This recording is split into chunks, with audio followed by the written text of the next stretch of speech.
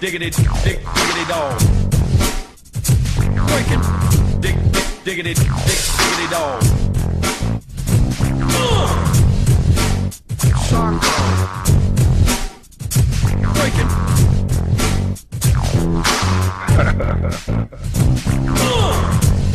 Diggity, diggity dog. Hello, nerds watching all over the internet. It is Thursday night. It is October 5th, and we are here for another exciting live edition of Wrestle Rewind. Yahoo! Yes, folks, we're back. This show is back, and I think, and you guys have been amazing and been patient. I'll address you in a bit. Another night to talk about the wacky world of pro wrestling. After all, a lot has happened in the span of 2 weeks. In a span of 2 weeks. Why is it a spam of two? Are you hungry for processed meats? I'm not falling into that rabbit hole. I am your host, Jose Casabona.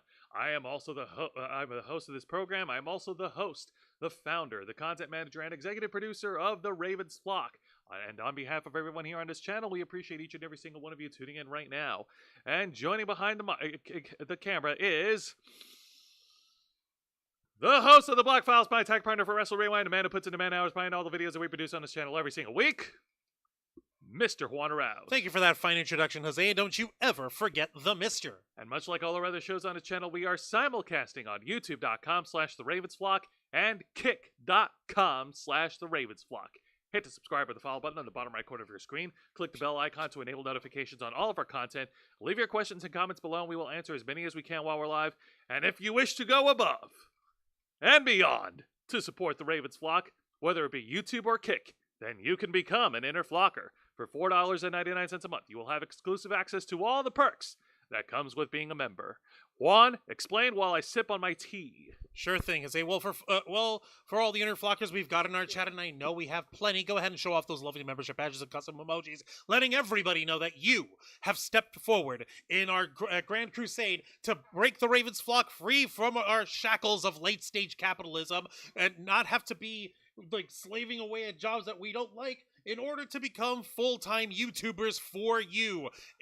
With your support, with your help, we can grow this channel to brand new heights, and it's all thanks to you fine folks continuing to be subscribed to us for $4.99 a month, and which is voluntary. You do get special perks, which I'm laying out right now. You also get access to members first and members only content, a special discount to our merch store, link in the description below, and you also get access to us, the Ravens flock, your favorite motley crew of nerds, here to make your voice our mission, better providing us your thoughts, your input, your feedback, your ideas on how to better shape the future of this channel. It's going to go ahead and say hello to Nikki Bella, Jen Pearson, Matthew Coburn, Green Eyed Dragon. I think that's all we've got for now, but we'll see what we can do over here. But Jose, pray tell, what exactly is that we do here on Wrestle Rewind? Here on Wrestle Rewind, we review 3 of the most exciting professional wrestling programs in North America today. That is WWE's NXT, All Elite Wrestling's AEW Dynamite, and Impact Wrestling. So, before I paint the wrestling picture, I just want to give a huge thank you to all the folks watching right now, all the fans out there who are subscribed to this channel, who watch our channel. You guys have been excellent. You know, this is one of the 4 shows that we have here on this channel, and I started this for a reason, so that I can express my passion for professional wrestling. And I know last week I had to, I wasn't feeling well. I will say this, that, you know, dealing with your own mental health is not a laughing matter. And I think that is a struggle that everyone's going through. And I think that it's something that I'm thankful that, you know, everyone struggles with the mental health is more apparent in this time period. I'm very happy that it's more acceptable in society. It's not stigmatized anymore. It's not stigmatized anymore, and I'm very happy for that. And I'm saying this right now. I'm not at 100% right now, but I am actually doing a lot better, and thankfully with the support of my friends and family, including the folks here on this channel, I will be okay. Now, on that same subject of health and well-being, we did hear about the news of what happened today with our awesome buddy, the king of the popcorn planet, Andy Signor. We here in the Ravens Flock channel, we do wish for him the best, and we do hope that he gets through with a speedy recovery. Damn right. Andy, we're pulling for you over here, man. I was trying to call you earlier tonight, but I'm guessing you're either probably busy or they pumped you full of sleepy juice or something. So if that's what's happening, then thank goodness. Get some rest. You deserve it. And we hope that everything goes all right for you tomorrow morning. And more importantly, to wrap up this complimentary sandwich, we want to thank you all for tuning into last night's edition of the Black Files. It was a very compelling story that Juan shared with us in regards to Eugenia Cooney, and surprisingly, it got a lot of traction. Over 1,500 views thanks to each and every one of you. You guys have been great. You guys, I've said this before. You are the best audience that we've had, because you guys have been engaged. We can ask for. You guys have been engaging. You guys have been open-minded, and you've been very patient with us, and we can't thank you enough. No, really, from the bottom of our hearts, thank you very much for being very supportive of us, and we hope that you'll continue to be supportive as we continue with all of our programs, because not everything is dark skies and, you know, rain clouds and everything. We do want to talk about the stuff that's fun around here in the world of nerd and pop culture, and in this particular corner of the interwebs on Jose's program on Wrestle Rewind, we're about to unleash a whole hell of a lot of fun for every single one of you fine folks. Absolutely. So let's go ahead and get to it. We just wrapped up an exciting weekend of back-to-back pay-per-views between WWE and AEW, and we're going to get into the main event matches right now. We also had surprising announcements, surprising debuts on both fronts, and Impact Wrestling is making headway right now, building everything to their upcoming annual marquee event, Bound for Glory. Hell yeah. This is a hell of a time to be a pro wrestling fan, folks. So, Jose, I think you know what to do. I do. Juan, ring that bell. Don't mind if I do. Now, before we review this week's edition of WWE NXT, let's go ahead and discuss the main event for this year's NXT No Mercy, which is an Extreme Rules match for the NXT Women's Championship. The defending champion, the man, Becky Lynch, defends her title in a brutal Extreme Rules match, in a brutal rematch against Tiffany Stratton. Holy hell! So the Barbie doll of NXT, who's down to make a Tiffy time for everybody. She wants to take down the man. She wants to take down the legend in the making of Becky Lynch. Oh hell's yeah! And this time, the nails. It's for real. Well, I don't want to say the gloves come off, but I was going to say the nails come off. The claws come out. The claws come out. There we go. This time, the claws come out. There you go. That's more like it. Yes, like for real though. This is gonna be tons of fun, and this match was bizonkers as hell. It was very bizonkers as hell. Becky Lynch came down to the ring with a grocery cart full of weapons, ready to fight. While Tiffany Stratton made her way to the ring, was sporting brass knuckles. These two women want to tear each other apart, and they wasted. Wait, hold on. She wore brass knucks to the ring? Yes, she did. It's Extreme Rules. Holy shit! Wait, was she like taped up or anything like that, or was she just still in her usual like booby gear over here? She's still in her usual booby gear, but trust me, you'll have a lot more respect for her later in the match. So Tiffany Stratton ran out of the ring. Is that just saying that I don't have respect for her? I'll get to it. Give me just a sec. Well, you made an assumption of me, man. Tiffany Stratton ran down out of the ring, charging at Becky Lynch. Becky Lynch started wailing all the weapons at Tiffany Stratton, and even at one point pulled out a construction hat, and she wore the hat on, and she was trying to go for a head. Yeah, like a yellow safety hat. She was trying to headbutt Tiffany Stratton, but the helmet fell off. So yeah, there you go, Botchamania, more material. Oh God! So Matthew will be proud. So Becky put the helmet back on and tried to go for it again, and finally nailed it. A meeting of the minds, folks. And then we get back into the ring, and these women went completely bananas on each other. Becky Lynch started hitting Tiffany Stratton with chair shots after chair shots. These two women brawled in the ring, and then took the brawl outside, and then they fought over, and then they went over the barricade and into the crowd of the front row. They went up they negotiated their way up the stairs of one of the sections in the front row. Green Knight Dragon was like, safety first, club. Right.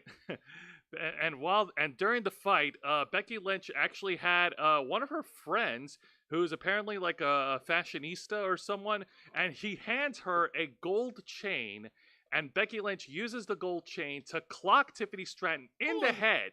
Who's this random ass friend that Becky Lynch like? Oh hey, by the way, buddy, you're front row. Hey.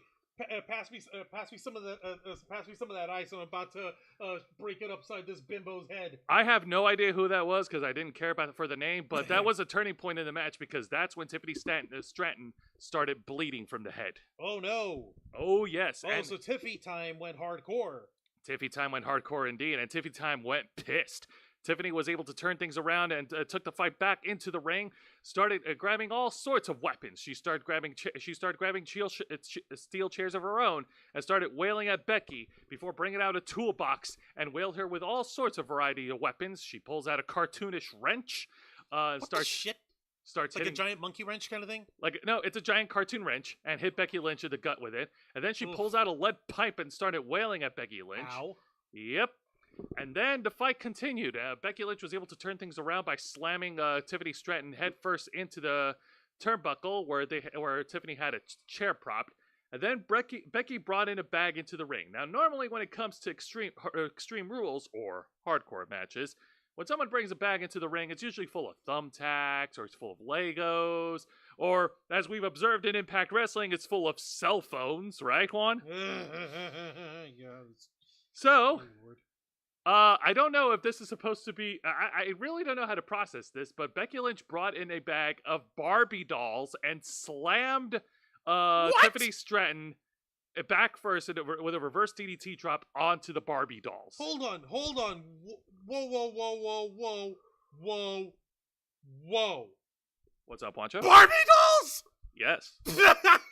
You're over here like sipping on your mug of therapeutic tea and you're like, glug, glug, glug, glug. Yes, why indeed. You seem surprised. That's fucking ridiculous, is what it is. I'm telling you, man, one of these days. I mean, at this point, you could bring in any bag of something for a hardcore match. Like, it could be Legos, Barbie dolls, cell phones. I mean, shit. Heaven forbid we have an otaku match where someone brings in a bag full of, like, these little Gundam models. No, Jose. Do you have any idea? No, that would be blasphemy. That would be sacrilegious because, like, those Gundam, like, miniature models that you have to build yourself, you glue in and paint on your own, that shit is not to be trifled with. Sacrilegious? Yes. However, is it really outside the realm of possibility? That's terrifying. Don't, like, now you got that shit in my head. Also, Jen, I did receive your message, even though you got the automated response. We appreciate that. I'll be writing back to you privately after the program. All right. So getting back into the action, Tiffany Stratton was able to regain her footing, and then at one point, Becky Lynch played hide and go seek with Tiffany Stratton. What? Tiffany went looking all over for her, finding out where she is. She checked at one side of the ring apron. No. She took the other side? No. So she finally made her around to the third side of the ring apron, and Becky Lynch ambushes her with a fire extinguisher. Poof! Nice. Oh yes, because every hardcore match must have a fire extinguisher spot. Yeah, I guess you're right. I mean, come on, like having the propellants and stuff that are literally oxygen depriving propellants and shit and chemicals in the face. Yeah, that shit's gonna suck. Jen Pearson was saying, well, it's better than the Bratz dolls. and Green Eye Dragon agrees. Barbie dolls do hurt if you step on them and stuff. Yeah, I guess you're right, but at the same time, it's like, the fuck. Yeah, and you're right, Matthew Coburn. I did kind of channel Joey Lawrence. Whoa. Ha.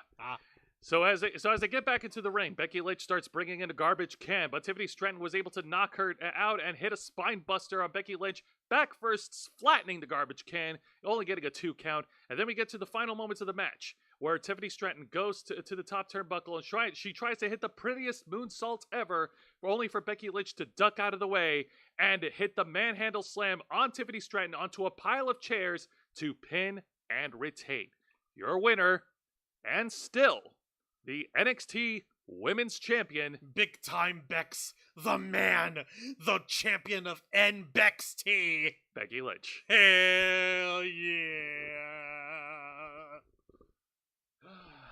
I love it when things go right. I really do.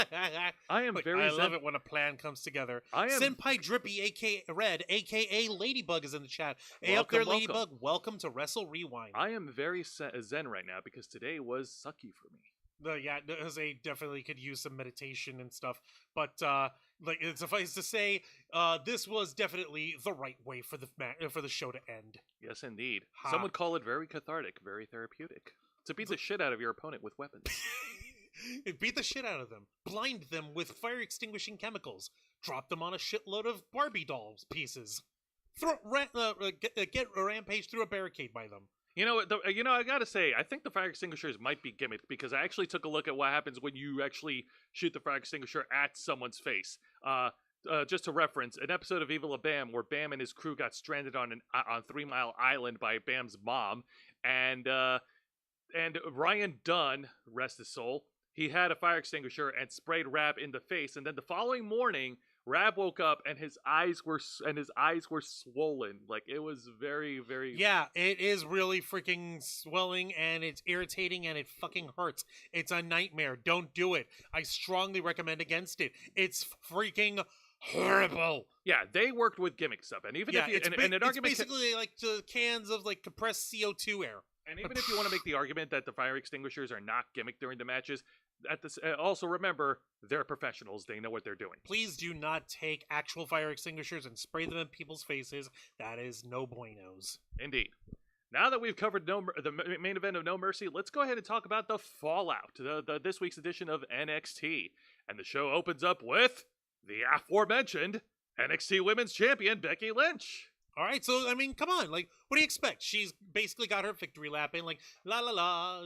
Oh, yeah. She is definitely... She is celebrating. She is riding on Cloud 9. She gave her speech. Yeah, she did. She's not medically clear to compete because she apparently has a laceration above her elbow that she suffered during the Extreme Rules match. Oh, yeah, I forgot to mention that. But Tiffany Stratton is also out of action because, well, she's still nursing her boo-boos. Were you going to say boobies? No, her boo-boos. Are you sure?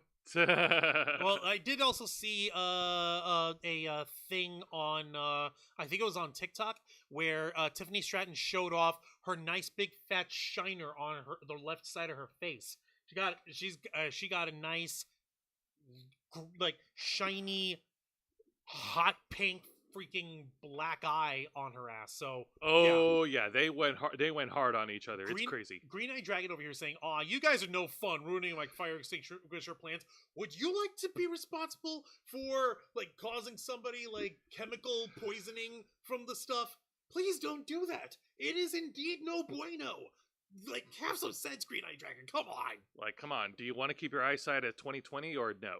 Hindsight is always 2020 when it comes to this stuff, but yeah, let's not fuck with chemicals. Now, that being said, as she continues on with the promo segment, she is then interrupted by 3 women of NXT. First of all, Lyra Valkyria, and how she gave a huge praiseworthy speech to Becky Lynch, inspiring a lot of Irish women in wrestling. Yay, you're awesome. Let me have a match. Yes, and then we also got interrupted by the returning Indy Hartwell. Yay, indie. Yep, who made I still support indie wrestling. We all support indie wrestling. She made her claims stating that she technically never had lost the NXT Women's title, that she had to forfeit, she had to relinquish it due to injury and being drafted to Raw. And finally, we get interrupted by Roxanne Perez. Now, with Roxanne... Roxy! Yeah, Roxanne, she also made the claim that she never lost her NXT Women's title, and she wants to take her title back. But her delivery kind of sounded heelish, the way she said it. I'm taking my title back. And the fans, I can't make heads or tails, but it sounded like fans were booing Roxanne. Why? Let's say, you've been keeping up with NXT way better than I have. What has Roxy been doing since like losing the NXT women's title?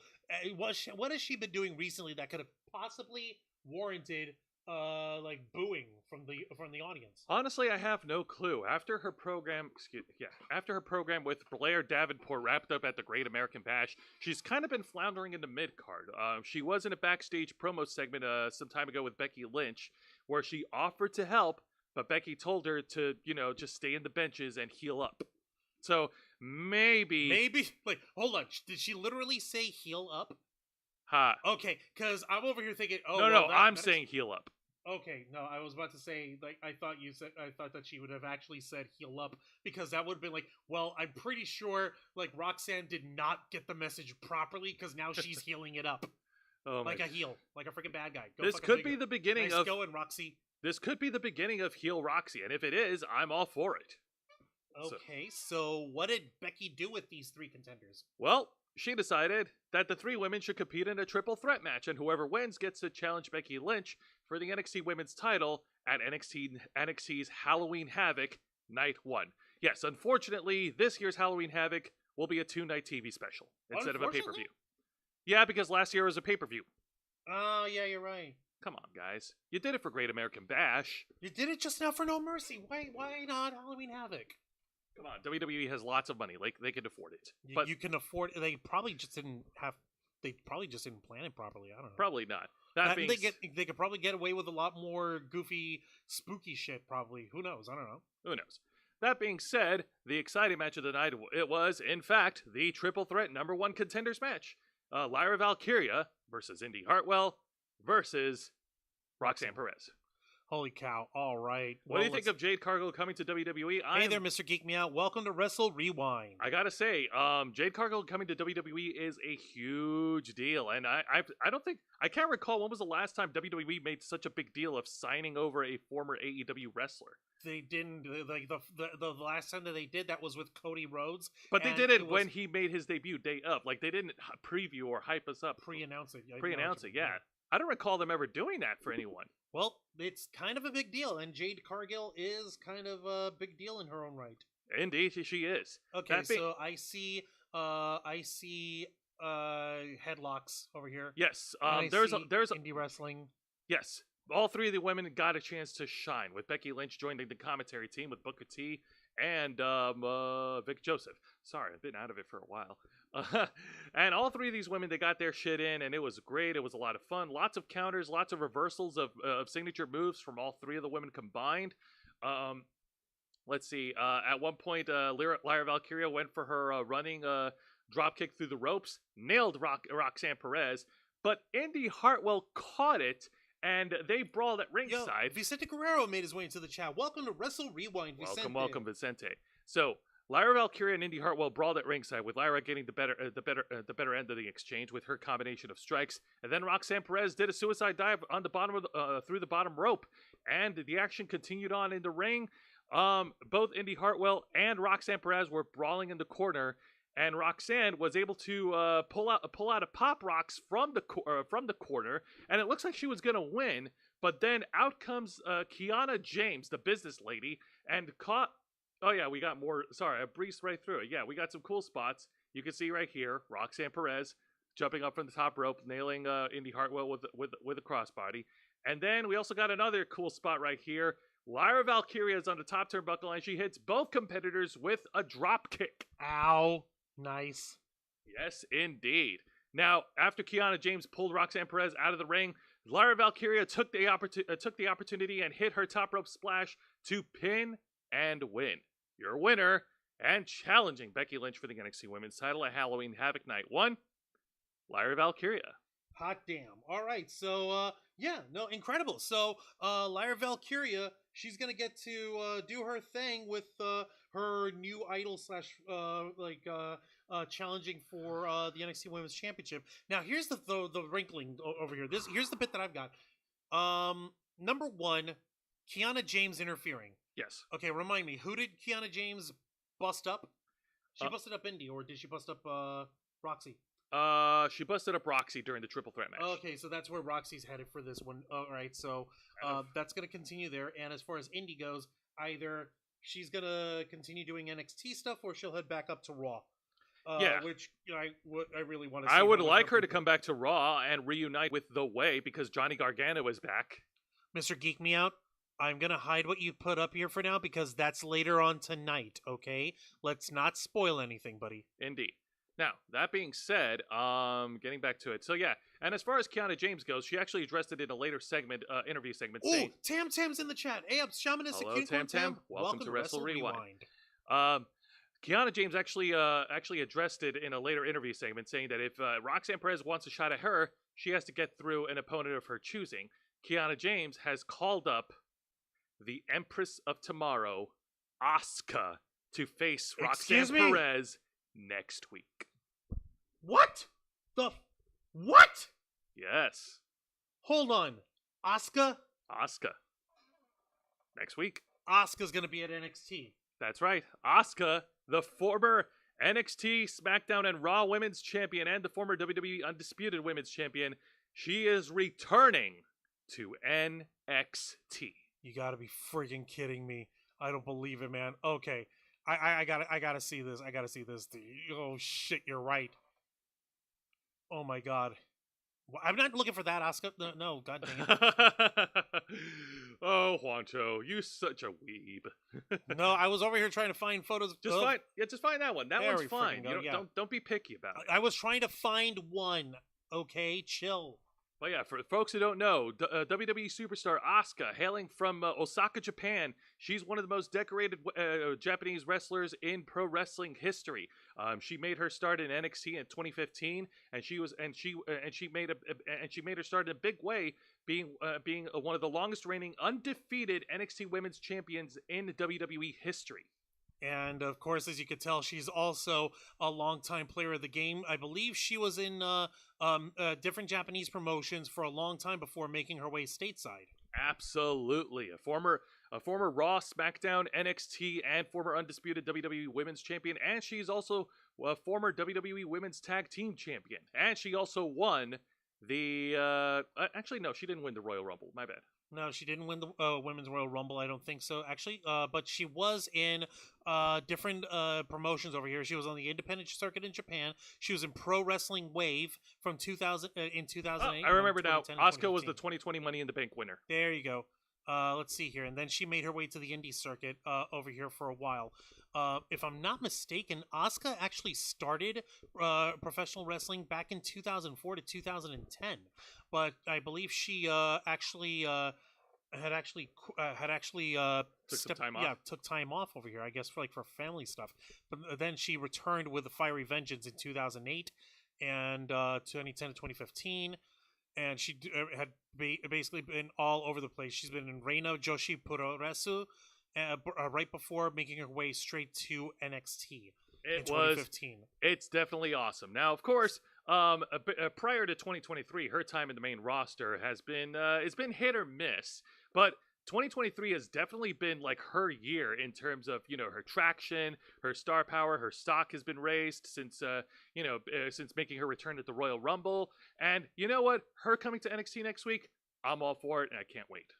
Hell yeah, the Empress of Tomorrow returns to the first kingdom of WWE that she conquered at NXT. And speaking of Thy Kingdom Come, it is time. The best segment of the night. It is an in-ring segment with the newly crowned NXT champion, Ilya Dragunov, and he is joined by the newly crowned NXT North American. Sorry. Spoilers. I'll get to it in a bit.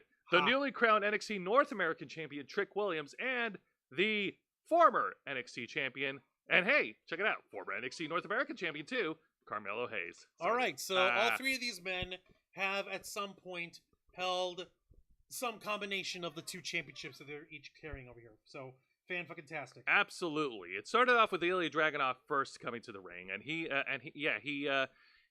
got his speech out of the way. He's very proud. He's very happy that he achieved his destiny. Yay. Then out comes Trick Williams, and both Ilya and Trick Williams had their celebration in the ring. And then came Carmelo Hayes, and it looks like once again they're teasing a dissension between Carmelo Hayes and Trick Williams about who's better than who, or if Carmelo Hayes has to rely on Trick or vice versa. So they're teasing it. They haven't pulled the trigger yet, but they're going down that direction. Okay. So Carmelo's not so mellow, is he? Carmelo is not so mellow at all. In fact, Carmelo feels a little jaded that he doesn't have any championship gold. That is a little sad over here. Let me check the chat real quick. Go right ahead. Yeah, Tam's saying that Asuka's badass. She always rocks it. Great showwoman. Is that the girl I saw in a video that said I'm Japanese B? Like, I'm not sure, man. Actually, no. I know who he's talking about.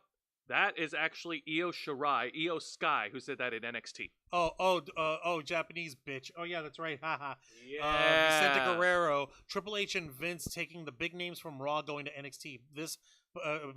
But hey, keep in mind, quote, I don't consider NXT main roster. Yeah, well, Vince McMahon doesn't really get to make that kind of decision anymore, does he? No, he doesn't. And speaking of sore losers, Carmelo Hayes isn't the only one that's full of woes, because out comes the former NXT North American champion representing the Judgment Day, Dirty Dominic Mysterio, who has issued a rematch, who's challenged Trick Williams to a rematch for the NXT North American Championship for the night. Every party needs a pooper, that's why we invited Dirty Dom. Party pooper. And it looks like Dirty Dom was in a compromising position, because on the segment on Monday Night Raw, Rhea Ripley made it very clear to Dirty Dom, if you don't come home with the NXT North American Championship, then don't bother coming home. Yeah, she basically set up an ultimatum. Like she got smushed by freaking Nia Jax 2 weeks ago. That's literally what it is. And Nia Jax didn't even fucking pull off that sit out. What the frick is it called again? Like it's a bonsai drop. Yeah, bonsai drop. Thank you. I blanked. And she didn't even pull that off right. She legitimately sat and crushed Rhea Ripley on her mommy memories. So she comes back 2 weeks later, and Finn Balor is semi-injured. He can't compete. What's his face? Damian Priest can't defend the tag team championships because JD McDonough is just hanging around just because. Yeah, and they have JD McDonough, a little weirdo weasel with a Funko Pop looking size head, bobbling around in the background, and Dirty Dom just lost his NXT North American title. I actually like that, Juanjo. Hey, that's a new nickname to coin, JD Funko. Well, don't thank me. Thank Jim Cornette and Cody Rhodes.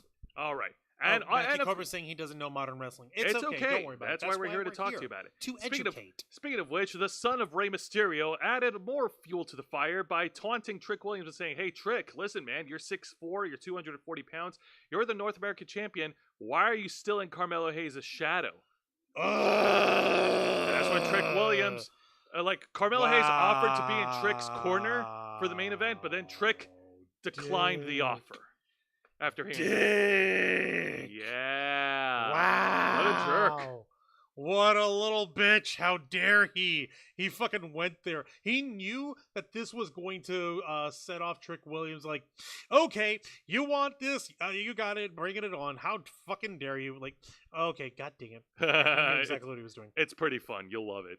All right, and now let's get to the match of the night. And this is a first round match of the 2023 NXT's Women's Breakout Tournament. All right, so we have 2 sets of brackets over here. Shall I help out because they're really small? Yes, Wancho, please name out the participants while I Okay. sip on my tea. All right, so you have Kilani Jordan versus Izzy Dame, Ariana Grace versus Jakara Jackson, Carmen Petrovic versus Jada Parker, and Danny Palmer versus Lola Vice. Yes, indeed. Lots of women in this competition. Most of them I really don't know, save for a few. I know Kalani Jordan was a former protege of Dana Brooke before her firing. We know about Lola Vice. We know about Lola Vice. Ariana Grace is making her comeback. She is the real-life daughter of Impact wrestler Santino Marella. He's not a wrestler. He's their director of authority. The Director of Authority, the DOA. And Carmen Petrovic, I actually looked her up. She actually has a martial arts background from Toronto, Ontario, Canada. That's right. And those are the Katana 4 Carmen. Yeah, Yes, I know her. Carmen Petrovic, yeah. And those are the 4 women that I'm actually pulling for in this tournament. Now, that being said, the first round match was Kalani Jordan versus Izzy Dane, and I gotta say, man, it was very arduous to watch. How do you figure?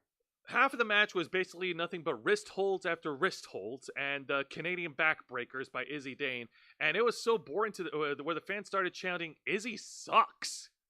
What? Yeah. Ow! Shit. It You was serious? I am serious. Like, this Ow. is the kind of match that probably belongs in Level Up. I'm gonna say that right now. But Kilani Jordan, she did get her spots out of the way. She hit a series of arm drags, arm wrenches. She hit her drop kick, and she also did a top rope crossbody to level out Izzy Dane. And she was able to finish the match with a split leg moonsault to pin and advance. Your winner and advancing to the semifinals, Kalani Jordan. All right, bad. I do feel bad for Izzy Dame. Like, that's not how you want to make a good first impression.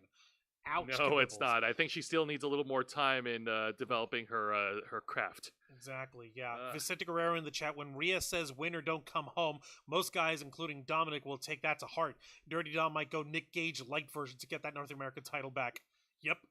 He didn't go like Nick Gage light, but let's just say he's going through a pattern that keeps on repeating itself. More on that later. Yeah, exactly. And Vicente also says 2 or 3 known names the rest of the women's like Reed's like, well, who the fuck? Yeah. Exactly. Yeah. All right. So, okay, I understand, but at the same time, Izzy Dame probably wasn't really ready to properly be on TV, but who could say? All right, now let's get to the boring segment of the night, because it looks like we have another challenger to set up for the NXT Championship against Ilya Dragunov, and it's not Carmelo Hayes. Hold on. Who? It's not Carmelo. It's not Braun Breaker. It's Baron Corbin. Oh my god, he's just the worst. Baron Corbin coming fresh out of Why? Baron Corbin. Why? Go on. No, go ahead. So Baron Corbin coming. Why? Anyways, coming fresh out of his victory against Braun Breaker at No Mercy, Baron Corbin. Why? Yeah. Notice I'm only doing it at his name. Corbin is setting himself up to be next in line to challenge for the NXT Championship against Ilya Dragunov, and he lays in a lot of tough words for Dragunov. Dragunov, of course, not taking the challenge very lightly, to which Baron Corbin then retorted saying, "Hey, tell you what, here's a little advice for you. Why don't you get friendly with that championship, take as many pictures with the title as you can while you're still champion." Ha. Ha. Like, boy, what have you won? Who did you pin? Braun Breaker. And? That's kind of a big deal. And? He also, well, actually, no, he didn't beat Baron Corbin beat Braun Breaker while Braun Breaker's in the middle of his furry stage phase. Like, freaking, it's not a phase, Mom. Yeah, I saw what he freaking wore to No Mercy. He was wearing a freaking bear rug. Yeah. Oh, I'm sorry, a wolf rug. Jesus jumped up Christ. Who in the WWE showed Braun Breaker DeviantArt? Oh, shit. How much I want to bet it was accidentally Cora Jade, since the two of them are like a fucking couple or whatever. You got through her phone, like, hey, what's this? And she's just going through freaking, what do you call it? Freaking, like, going through that stuff on DVR, like, hey, maybe this stuff will be cool. Maybe I can incorporate this in my gimmick. That's so stupid. Okay, But I man, digress. in the past pay-per-views for the NXT Championship, Ilya Dragunov faced Carmelo Hayes at Great American Bash and at No Mercy, and now he also faced Braun Breaker, but now his challenger is Baron Corbin. Just the worst. He's just the worst. okay. Juan, Why? I think we get the message. Do we? Yes. Do we really? Because you said it like 6 times. Do we really?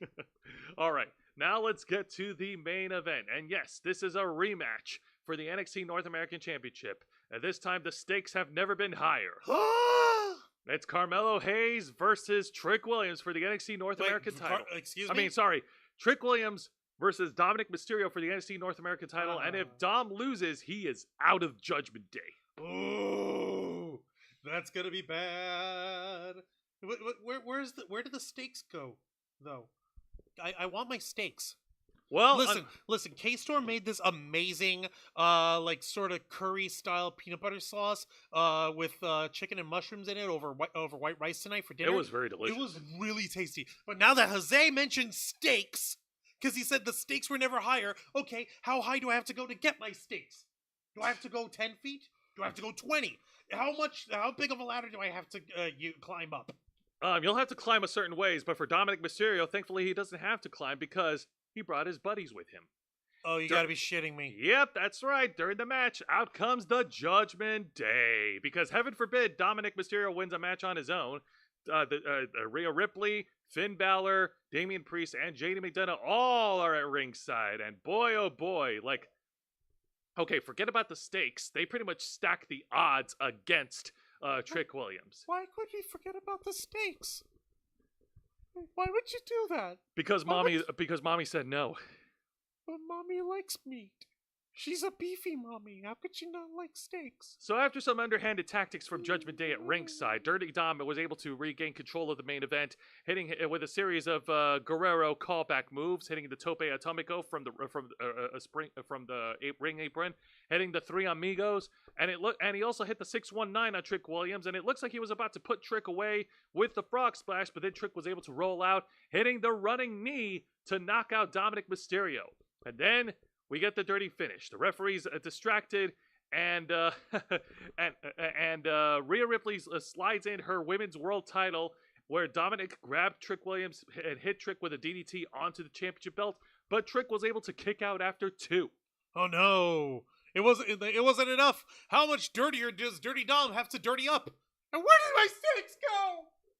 Oh no, trust me, we got even more interference because then Damian Priest or someone from Judgment Day tried to It was Damian Priest. I believe he slid the Money in the Bank briefcase. He slid the Money in the Bank briefcase and he was trying to interfere. The referee was distracted again. And then JD McDonough is the one who provided the exclamation point, knocking out Trick Williams, allowing for Dominic Mysterio to hit the frog splash to pin and win. Your winner and now 2-time NXT North American champion, Dominic Mysterio. Mommy says that she's Oh no, Juan, you're supposed to talk and I'm supposed to boo. I'm a 2-time champion now. Mommy says gives me a kiss on the cheek. I took a picture and it was the happiest time of my life. I'm a big boy. I go pee standing up. Listen, I'm not so much pissed off that the Judgment Day basically handed Dominic back his championship. I'm not so pissed off that Trick Williams got handed the short end of the stick because he was basically fighting in a handicap match against the entirety of the Judgment Day. What I'm really pissed off about is my lack of stakes. I'm sorry, Juancho. You're not sorry. Don't lie. Maybe tomorrow night. You're a liar. Don't you freaking... You set me up with telling me that we were going to have steaks. Then you take those dreams away from me, man. No, but I'm going to give you some news that's just as delicious as steaks. As next week on NXT, it is announced that there will be a main event match. I don't have cards. I don't have the images. Sorry. I know, but That next week there will be a one-on-one match between Braun Breaker and Carmelo Hayes, and on Carmelo Hayes' quarter will be the 15 or 16 time. I believe it's 16. The former 16-time WWE World Champion John Cena. And next week on Carmelo Hayes' quarter will be the wise man of the bloodline, Paul Heyman. Excuse me? We're getting a walrus up in NXT? We're getting Paul Heyman. We're getting Asuka. We're getting John Cena. And we're also getting the American Nightmare, Cody Rhodes. Oh, snap. They are stacking NXT for next week in the biggest way. They are Holy stacking it for shit. next week, and there is a reason for it, and I will come back to it in just a bit. But now... Well, in a moment over here, I did want to check the chat real quick. Vicente Guerrero, bad as some of Braun Breaker's looks gets, it can never be as bad as Taker wearing striped white and black pants versus Kurt Angle in 2001-2002. Yeah, you're right about that. Can I top that? Undertaker wearing leopard skin pants against Kurt Angle at Survivor Series 2000. I got another one here for you. Scotty 2 Hotty wrestling in motocross gear. Not even his own branded motocross gear. Just like some random ass motocross. Come on, Scotty. What happened to you? Also, when was the very first Elimination Chamber match? 2002. 2002. Shawn Michaels was in it, right? Yes. He had the little Swedish boy haircut, and he had the shit brown tights because he lost his at the airport or something, so they had to whip him up at the last minute. Yeah, I swear he looked like something out of freaking out of a medieval movie or something. That was weird. That was very weird. Yeah, medieval Shawn Michaels. So there are fashion flops in professional wrestling. Or how was the term called? Fashion faux pas? Yeah, wearing shit brown tights is definitely not the way to go. Ha. Now, before we get into this week's edition of AEW Dynamite, let's go ahead and talk about the main event for the inaugural AEW pay-per-view, AEW WrestleDream. Now, a little background on this, because I promise I would explain. So, the story behind AEW WrestleDream actually came from the AEW All Out Media Scrum, where Tony Khan actually announced it, and he announced the pay-per-view as paying homage, as paying tribute to the founder of New Japan Pro Wrestling, wrestling legend Antonio Inoki, who passed away last year. That's nice. What does Antonio Inoki have to do with AEW? Well, I think Tony Khan mentioned it on I don't remember word for word, but I think during the press conference, Tony Khan mentioned that he was a big admirer of New Japan Wrestling, and Antonio Inoki was definitely one of the people that he looked up to. In fact, Antonio Inoki was someone that a lot of wrestlers looked up to back in the day. That's cool. But what did Antonio Inoki have to do with AEW? I understand wholeheartedly wanting to pay tribute to someone who is a big inspiration in the world of professional wrestling, but to model an entire pay-per-view show event, a marquee event, after that kind of idea does not have a lot of longevity. Don't believe me? Ask the Dark Order.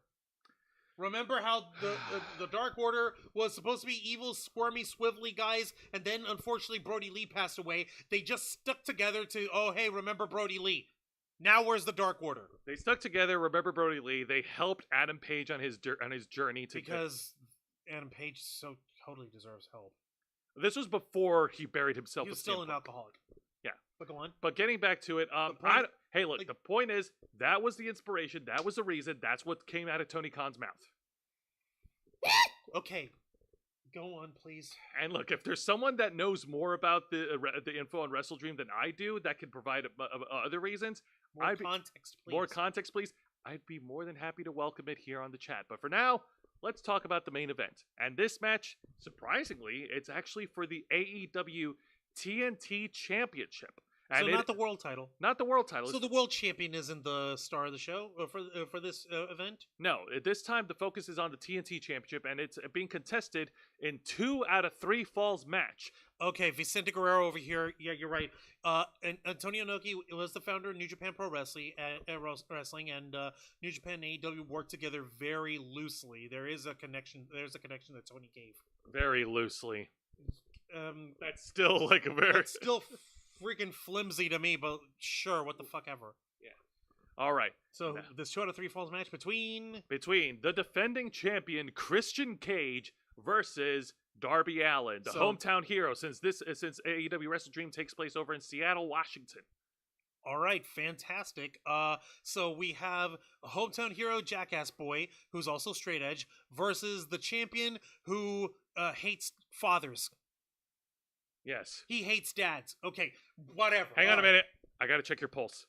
Okay, Christian, this dad here is doing fine. I'm doing fine, Christian, so piss off. This father's not dead. I'm not dead. Yeah. Like, Christian, for the longest time over here, he's been on this weird heel turn of like, you know what? Fuck everybody's dad. Your dad sucks. Your dad's dead. I'm the fucking best. I'm a fucking champion. Even when Luchasaurus was holding the TNT championship, it was the TNT champion, Christian Cage was the one actually holding the belt. I know.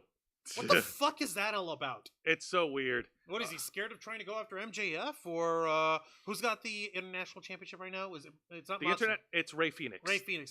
Is he afraid that Ray Phoenix is gonna spike him with a pile driver and not try to go after that? I don't know. Christian Cage is trying to make himself feel special. But that being said, getting to the match. So the first fall of the match was more technical based, and both Darby Allin and Christian Cage worked well together on a technical standpoint.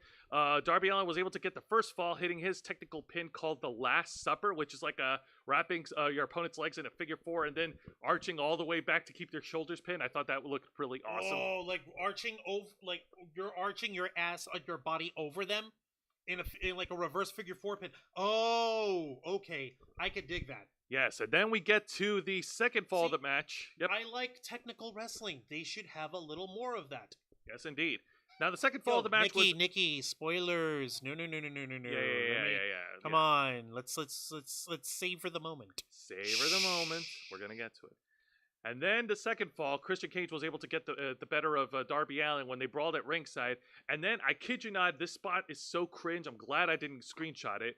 Christian Cage grabbed Darby Allin from behind and slammed him back of the head first, back first, onto the step part of the steel steps. Ooh. Oh my god, no. I am cringing. Like, for me, that's one trip to paraplegia, or quadriplegia. Yeah, the quadriplegia is one-way ticket. Yeah, fuck that shit. And then Christian Cage was able to get back into the ring, and Darby Allin lost the second fall by a countout. And then, during the third fall, while the officials were trying to tend to Darby Allin, Christian Cage started tearing up the ring mat and started exposing the wood in the ring. And then Christian Cage went to the top turnbuckle and he hit a frog splash onto Darby Allin while Darby was on the stretcher. Really? Yes. You dick. How dare he? Yes, indeed. And so he rolled, and so Christian Cage rolled Darby Allin back into the ring. The two men continued to brawl back and forth. It was a pretty intense action. And also, Darby Allin's protege, Nick Wayne, who was the newcomer of AEW, was at ringside as well, cheering on for Darby Allin. But unfortunately, the cheers were not enough. Christian Cage was able to hit the kill switch onto Darby Allin, onto the exposed wood, to pin and retain. Your winner, and still the AEW TNT champion, Christian Cage. Fuck. And then after the match, Luchasaurus came down to the ring, and it was a 2-on-1 beatdown on Darby Allin. Nick Wayne, it looked like he was teasing that he was going to help Darby Allin, but then we get a double cross. How dare he? Nick Wayne turns on Darby Allin and smacks him around and shit. Yep, we got a 3-on-1 beatdown. The Icon Sting tried to roll down. The Icon. It's Sting! Tried to get to. It's Sting! Tried to roll down to the ring. tried to roll to the ring to help out, but but the numbers advantage was too much for Sting. And just when it looks like all hope was lost, Christian was about to hit a concerto onto Sting, and it looks like he was about to clinch it until we hear the roaring sound of Steph the Alternate's favorite rock band of all time, Alter You think Bridge. you know me?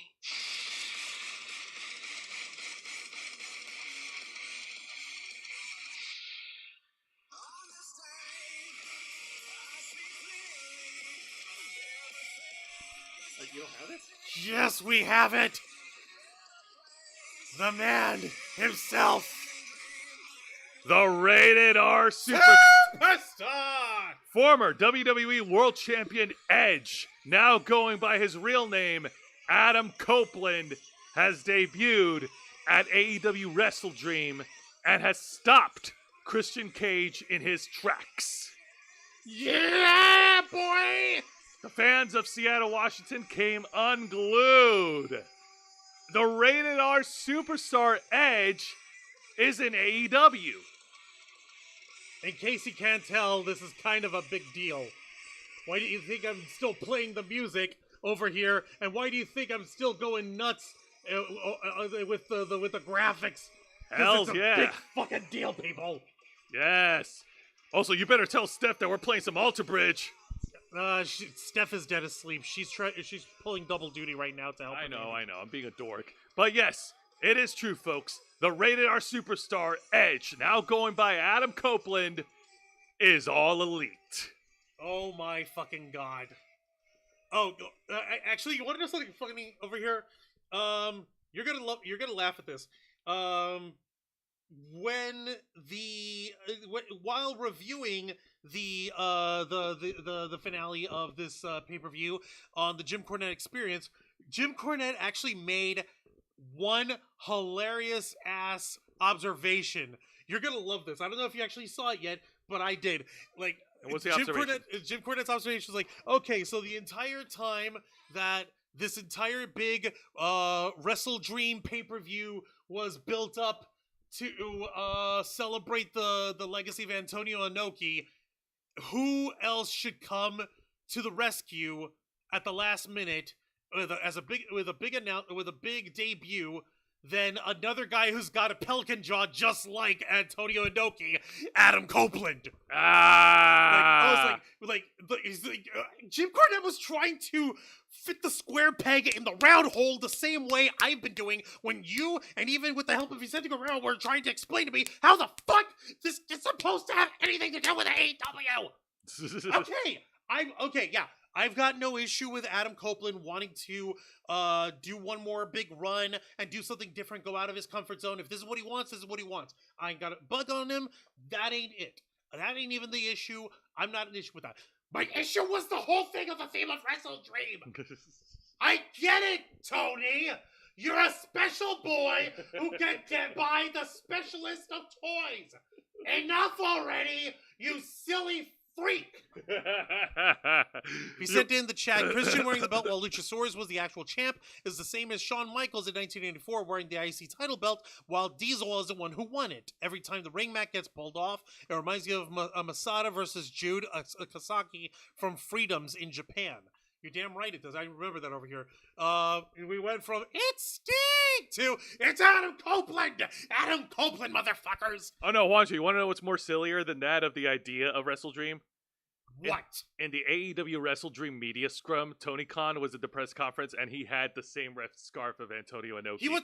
Like, I saw that, I'm like, no, Tony Khan. No, Tony. You have not earned that. No. Thank you. Tony has not earned the right to wear the scarf. You put that scarf right back where it came from, or so help me, I might actually do something bad. I might not just say bad words at him. Guys, we don't want Juan to commit crimes. I do not want. I'd happily do it if it'll be fucking funny, but I'll do it. Don't do it, Juan. He's not worth it. Matthew Coburn is saying that Sting should use synchronicity, but the problem is this. Tony Khan doesn't like his old toy Sting right now. He likes his new toy Adam Copeland. He likes the new specialist toy that he just bought over here. He likes that toy better. I can't also help but feel that this is also a way for AEW to repair their image after firing CM Punk following All In. That being said, I'm glad that you actually mentioned that. While I've got the other issue that I have here is while I have no problem whatsoever of Adam Copeland wanting to stretch his wings and possibly retire in a different promotion and deal with a brand new set of frontiers that he's never touched before, I am hoping against hope, and I am praying to whatever bizarre twisted deity that rules and governs this misbegotten universe that Adam Copeland, the rated R superstar, doesn't become the brand new locker room cancer, if you know what I'm talking about. He better not. No, No. Or rather, AEW better not treat him like that. Jose, let's not mix words. The fucking Young Bucks shouldn't better not fucking treat him like that. No, they better not. And their fucking ilk and their fucking executive VP bullshit and Kenny Omega probably just rubbing up against their booties or whatever so that he can keep his friends happy. They better fucking not try that bullshit. I swear to fucking God. Then the fucking pattern is unfucking deniable. No one will They're egotistical. They're self-centered. They don't want to lose their spots. It's so stupid. That's why they have themselves cemented that way. So that being said, good luck to Adam Copeland. Happy for him.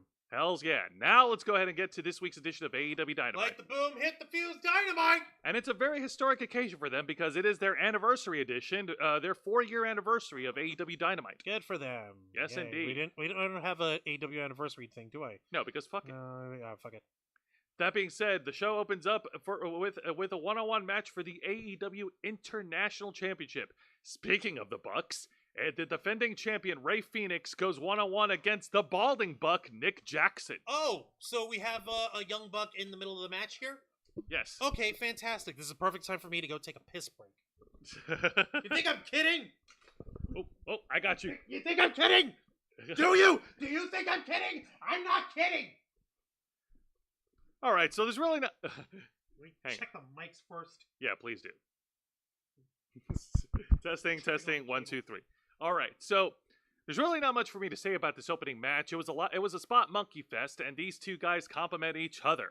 Nick Jackson, of course, hitting a series of super kicks and flippy dives, and Rey Fenix hitting a lot of good lucha things during this match.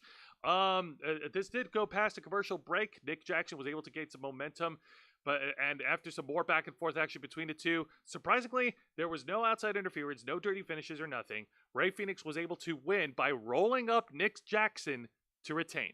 Your winner, and still the AEW International Champion, Rey Fenix. And it was also announced on Dynamite that Rey Fenix will be defending the AEW International Championship against Jon Moxley.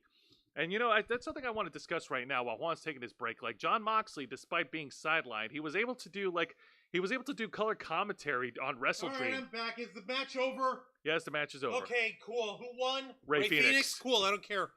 All right, what I about thought... Moxley being in commentary? What about him?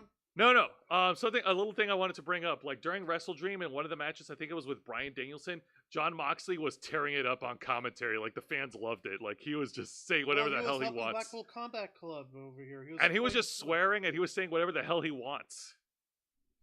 That goes to show you it's official. The fucking the inmates are in charge of the fucking asylum because clearly Tony Khan doesn't give a shit.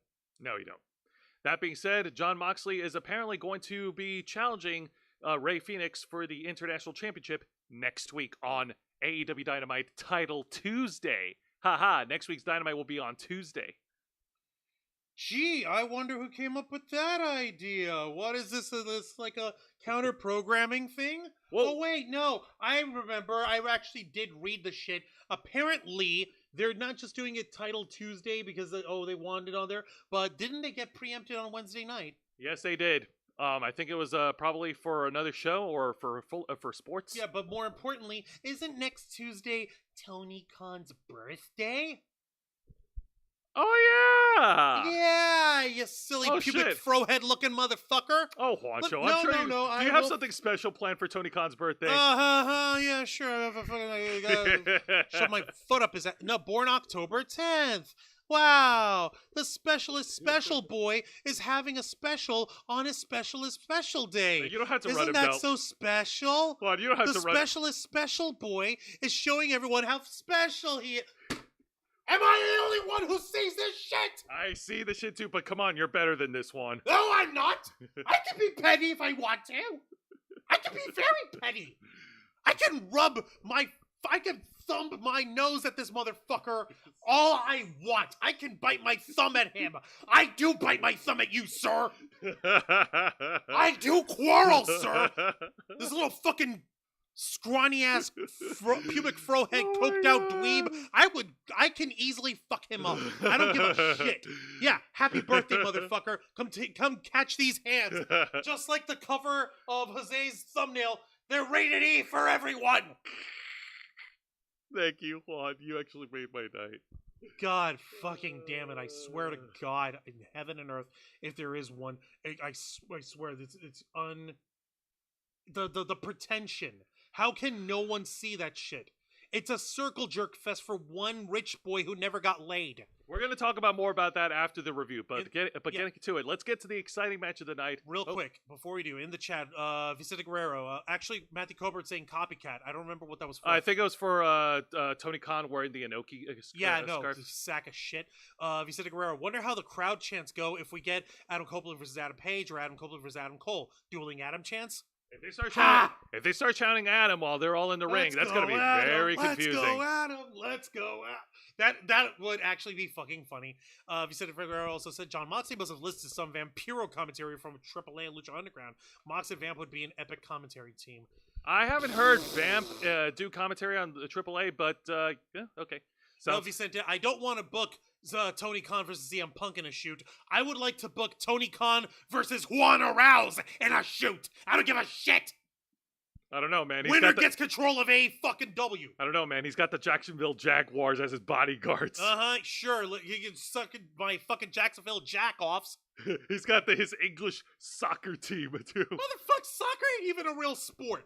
Fuck off. Ouch! I don't care what Steph says. I know I'm supposed to be Latino, we're supposed to like soccer. Not every Latino likes soccer, assholes. That's a bad stereotype, and you're a bad person for thinking about it. You know, Juancho, at this rate, if you keep running down the game of footy, Steph is eventually going to put her foot up your ass. I'd like to see her try!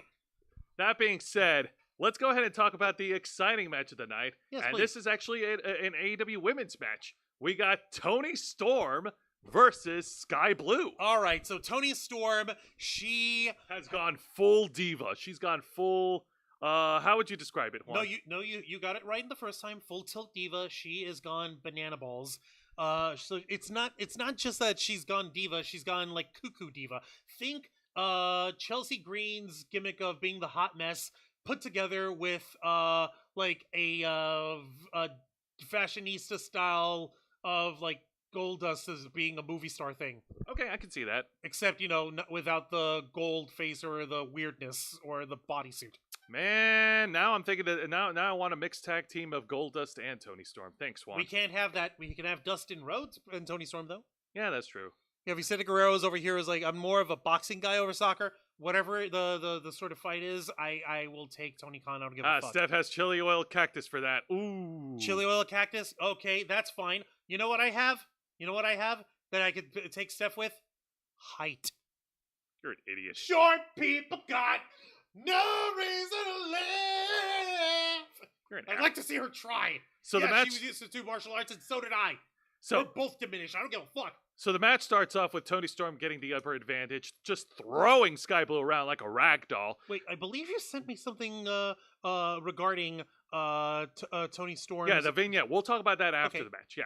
And then I kid you not, during the match, while she knocked Sky Blue out at ringside, she actually looked to the camera and she says, "We'll be right back after this commercial break."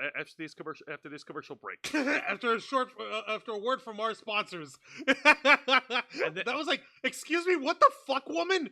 Is she allowed to do that? And then, yeah, I guess she is. And then when we got back, her reign of terror continued. And then we got the most hilarious spot on Dynamite. Juan, show them. Nope, wrong thing. Hang on. Why is it not playing? Oh, wow. Hey, Juancho, I think we have something in common with AEW. You don't know what that is? What? Technical issues. Why the hell isn't it running? Oh my fucking lord, don't tell me. Did it not? Hang on. Oh, no. No. Bear with this us, is folks. Bullshit. This is bullshit. Bear with us, folks. We're gonna get that joke out come hell or high water. Yeah, no, I am not going to. I am not going to let this this wonderful viral stupid moment go ignored. I will not allow that to happen. I will not. I will not. Well, hi, Mark. Hi, Mark. Hang Do on you, a minute. do you remember where it is? Yeah, I've found it. I'm grabbing it. I just need to take a minute to actually grab it. There we go. Give me 5 seconds. Come on. There we go. Don't be shy. Don't be shy. Show me where you got. Show me what you got. Let's see. Just be patient. Here with it us, is, folks, and there, and that, and that. Here we are. So while Juan's doing that, how's everyone's day going? No. I hope you guys are doing great. Okay, I was just trying to chill out with the fans. Is it gonna load? Was it? What the fuck is happening? Maybe it's No. Maybe it's because of the file format. Was it? Is it not running the GIF? Why don't we try this? No, I know what we're gonna do, but like, I really, for the record, I really wanted the fucking GIF. Why is it the GIF not running? Try saving it as a .gif. I did that. Are you sure about that? Yes. All right. Let me try one more time. All right, guys. I promise it's worth it. I promise it's totally worthwhile.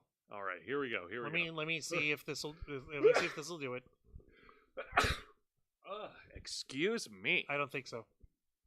Yeah, no. Yeah, no. You know what? Okay. Plan B, split screen. Yeah, fucking hell. I hate this. All right. I didn't want a split screen. But we gotta. No, we don't gotta. We just gotta. This is bullshit. Wrecking my fucking Thursday night. Folks, here we go. We're about to present to you one of the most hilarious moments in the history of pro wrestling. Let's see. Yep. Excellent. I wish we could make this kind of I wish we could make this up, but this actually happened on TV. All right, Juan, show it. You can do it. I believe in you, Juan. There we go. It's time for a titty slap. Tony Storm literally yells, "It's time for a titty slap!" Right in front of every fucking buddy. The camera catches it all.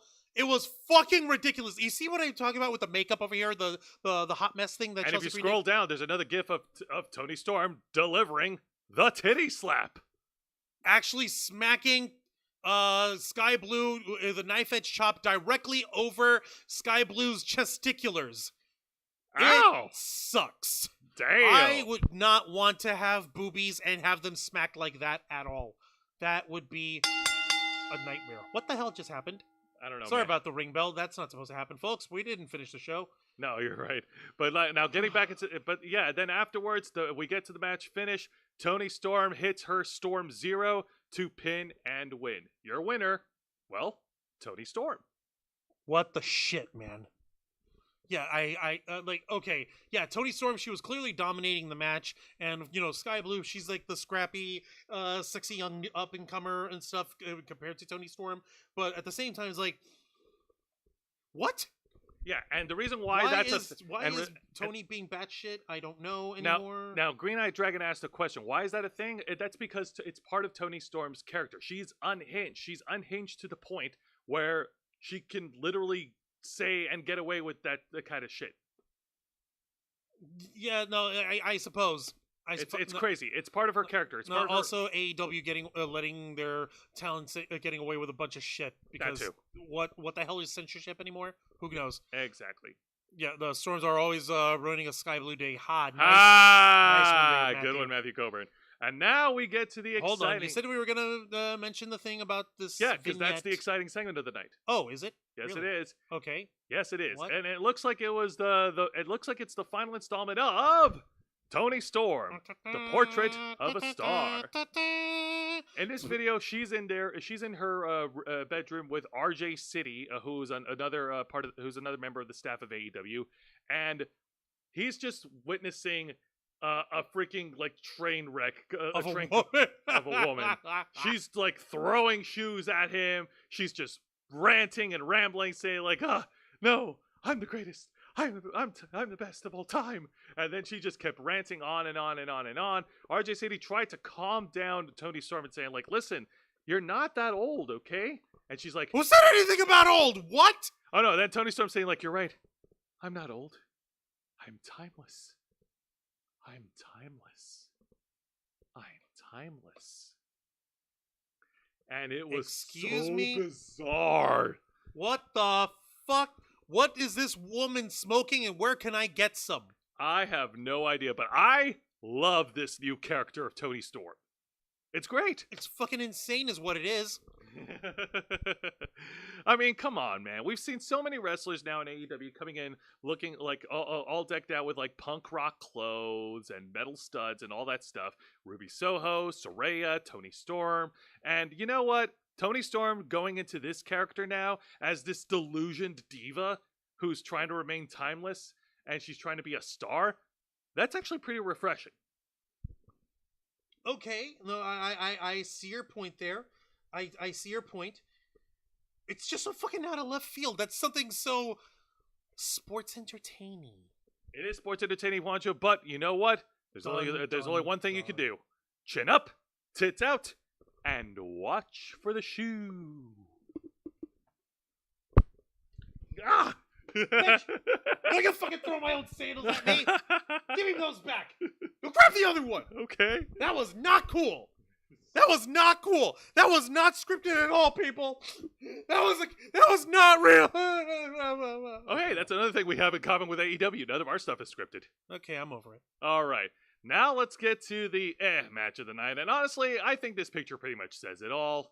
Like, I really don't have to talk too much about it.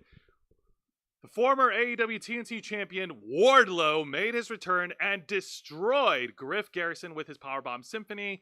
The fans were chanting Wardlow. I don't give a shit. At this point, they pretty much destroyed, like AEW has pretty much ruined Wardlow's character.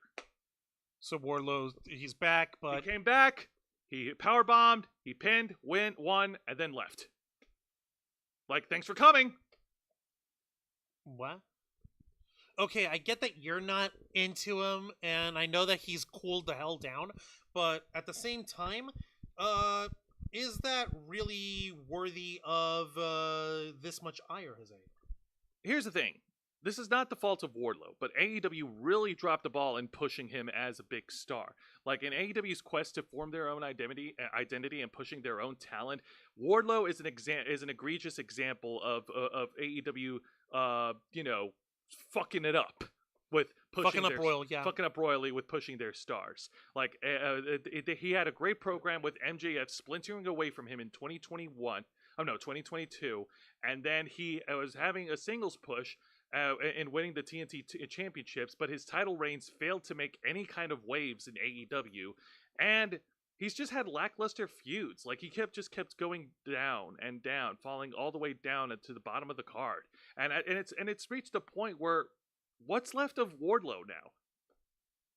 Well, we're gonna find out, I guess. I don't fucking know. Real quick in the chat, Vicente Guerrero, Tony Storm is so low, worthy with her current wounded woman crazy gimmick. Juice Robinson is so lucky. I know. Motherfucker! How dare you? Matthew Cover, back from a time that some people called Los Angeles Los Angeles. Thank you. And Mr. Geek Me Out, why would we want to hit you in the eye? We wouldn't want to hit you in the eye. That's not right. Yeah. Cool. And let me see if he said the great to see Wardlow back. I mean, it was reported months ago he was going to WWE. Sort of good seeing Griff Garrison back, knowing he still has a job after Brian Pillman left. Yeah, that is a little sad. Oh yeah, by the way, Brian Pillman Jr. is now all WWE. Yes, he is. He hasn't shown on TV yet, but they're going there. They're going there, and it's gonna be a big F you to AEW. Well, so is Jade Cargill, but let's move on. All right, now let's get to the bad segment of the night, and this should have been a fun segment, but man, the AEW dropped the ball on this one. It is a video package of Adam Cole, baby, and Roderick Strong actually hanging out while recuperating from their injuries.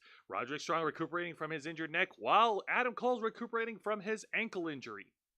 Okay, so Adam Cole, baby, he's got one of those one-legged scooters on there. Am I look at that right? That's right. And why is Roderick Strong in a wheelchair?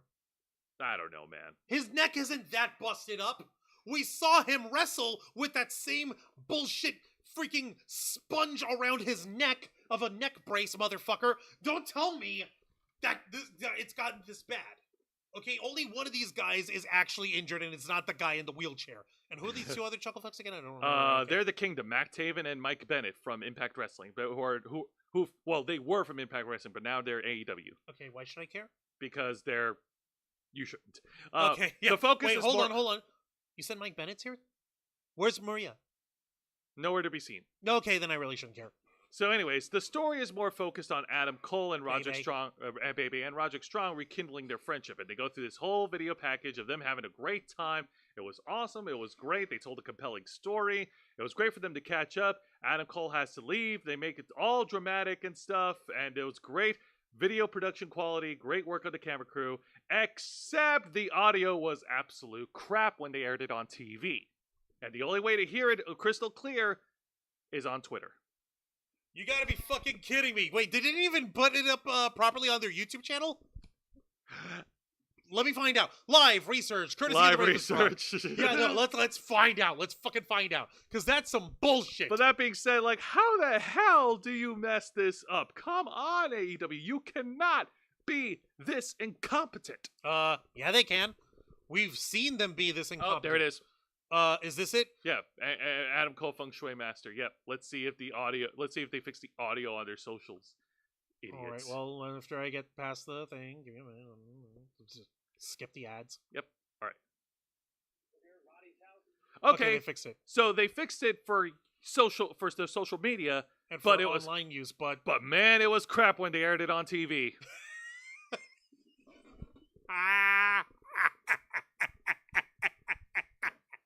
It makes me feel so much better whenever we fuck up, because when we fuck up, we test ourselves and we try, and then at the last minute something comes up. But these guys have money. These guys have power. Like, come These on, guys have resources. like, guys, AEW is a multi-million-dollar company. You can't fix that. No, Jose, you have to understand. The Tony Khan's too busy playing with his toys. Why would he worry about things like production value? Oh boy. Why would he worry? You're right. He's selective in what he What his considers priorities are.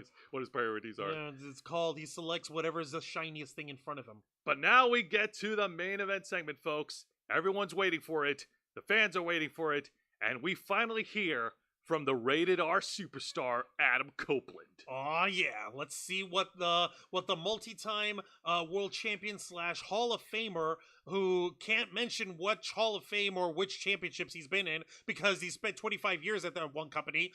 Yeah, seriously, you have MJF name dropping WWE shit all the time. Why can't the other wrestlers get away with that? Why? Because MJF has more clout? Because MJF's cooler. But I guess I don't fucking know. I don't know. No, it's only when Tony Khan's not looking. Fair enough. But that being said, Adam Copeland got on the mic and he cut a very heartwarming, compelling promo.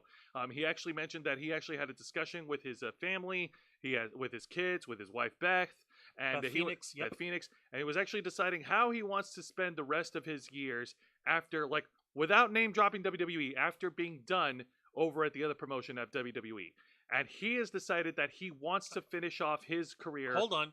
No, he didn't decide it. His daughter decided it. Oh, yeah, that's true. true. She said, maybe you should go and have fun with Uncle Jay. You're right. Jay Reno being the real name of Christian Cage. Hells yeah, that is true, and that's exactly, and that's what he did. He came back to AEW, and he came to AEW, and he wants to finish. He wants to have fun with his real life buddy Christian Cage. They were a tag team in the WWE. They're multi-time tag team champions. They are 1/4 of the trifecta that created the brutality and spectacle that is tables, ladders, and chairs. I missed that match. I missed that match too. Properly, that is. Yes, indeed. Not the pay-per-view. But, hey, speaking of which, then out comes the AEW TNT champion, Christian Cage. And these two get into a lot of heated words with each other. Well, mostly Adam Copeland. They've been best friends for 40 years. He mentioned how Christian Cage used to look up to the WCW wrestlers. He used to look up to Sting, while Edge looked up to Lex Luger. No, and specifically the reason and Edge actually sorry, Edge. It's okay. You can say Adam- Edge. We can say Edge. Can we say Edge? We can say Edge. We can say Edge. Go we on. can say Edge because he's because we're not employed by AEW. Fuck you, Tony.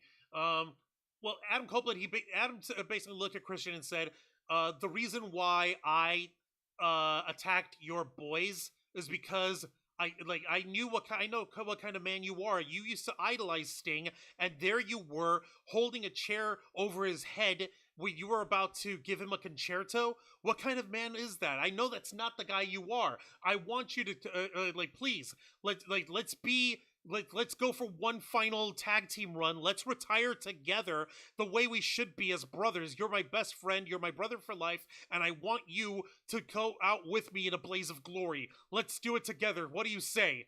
Hells yeah. Yes.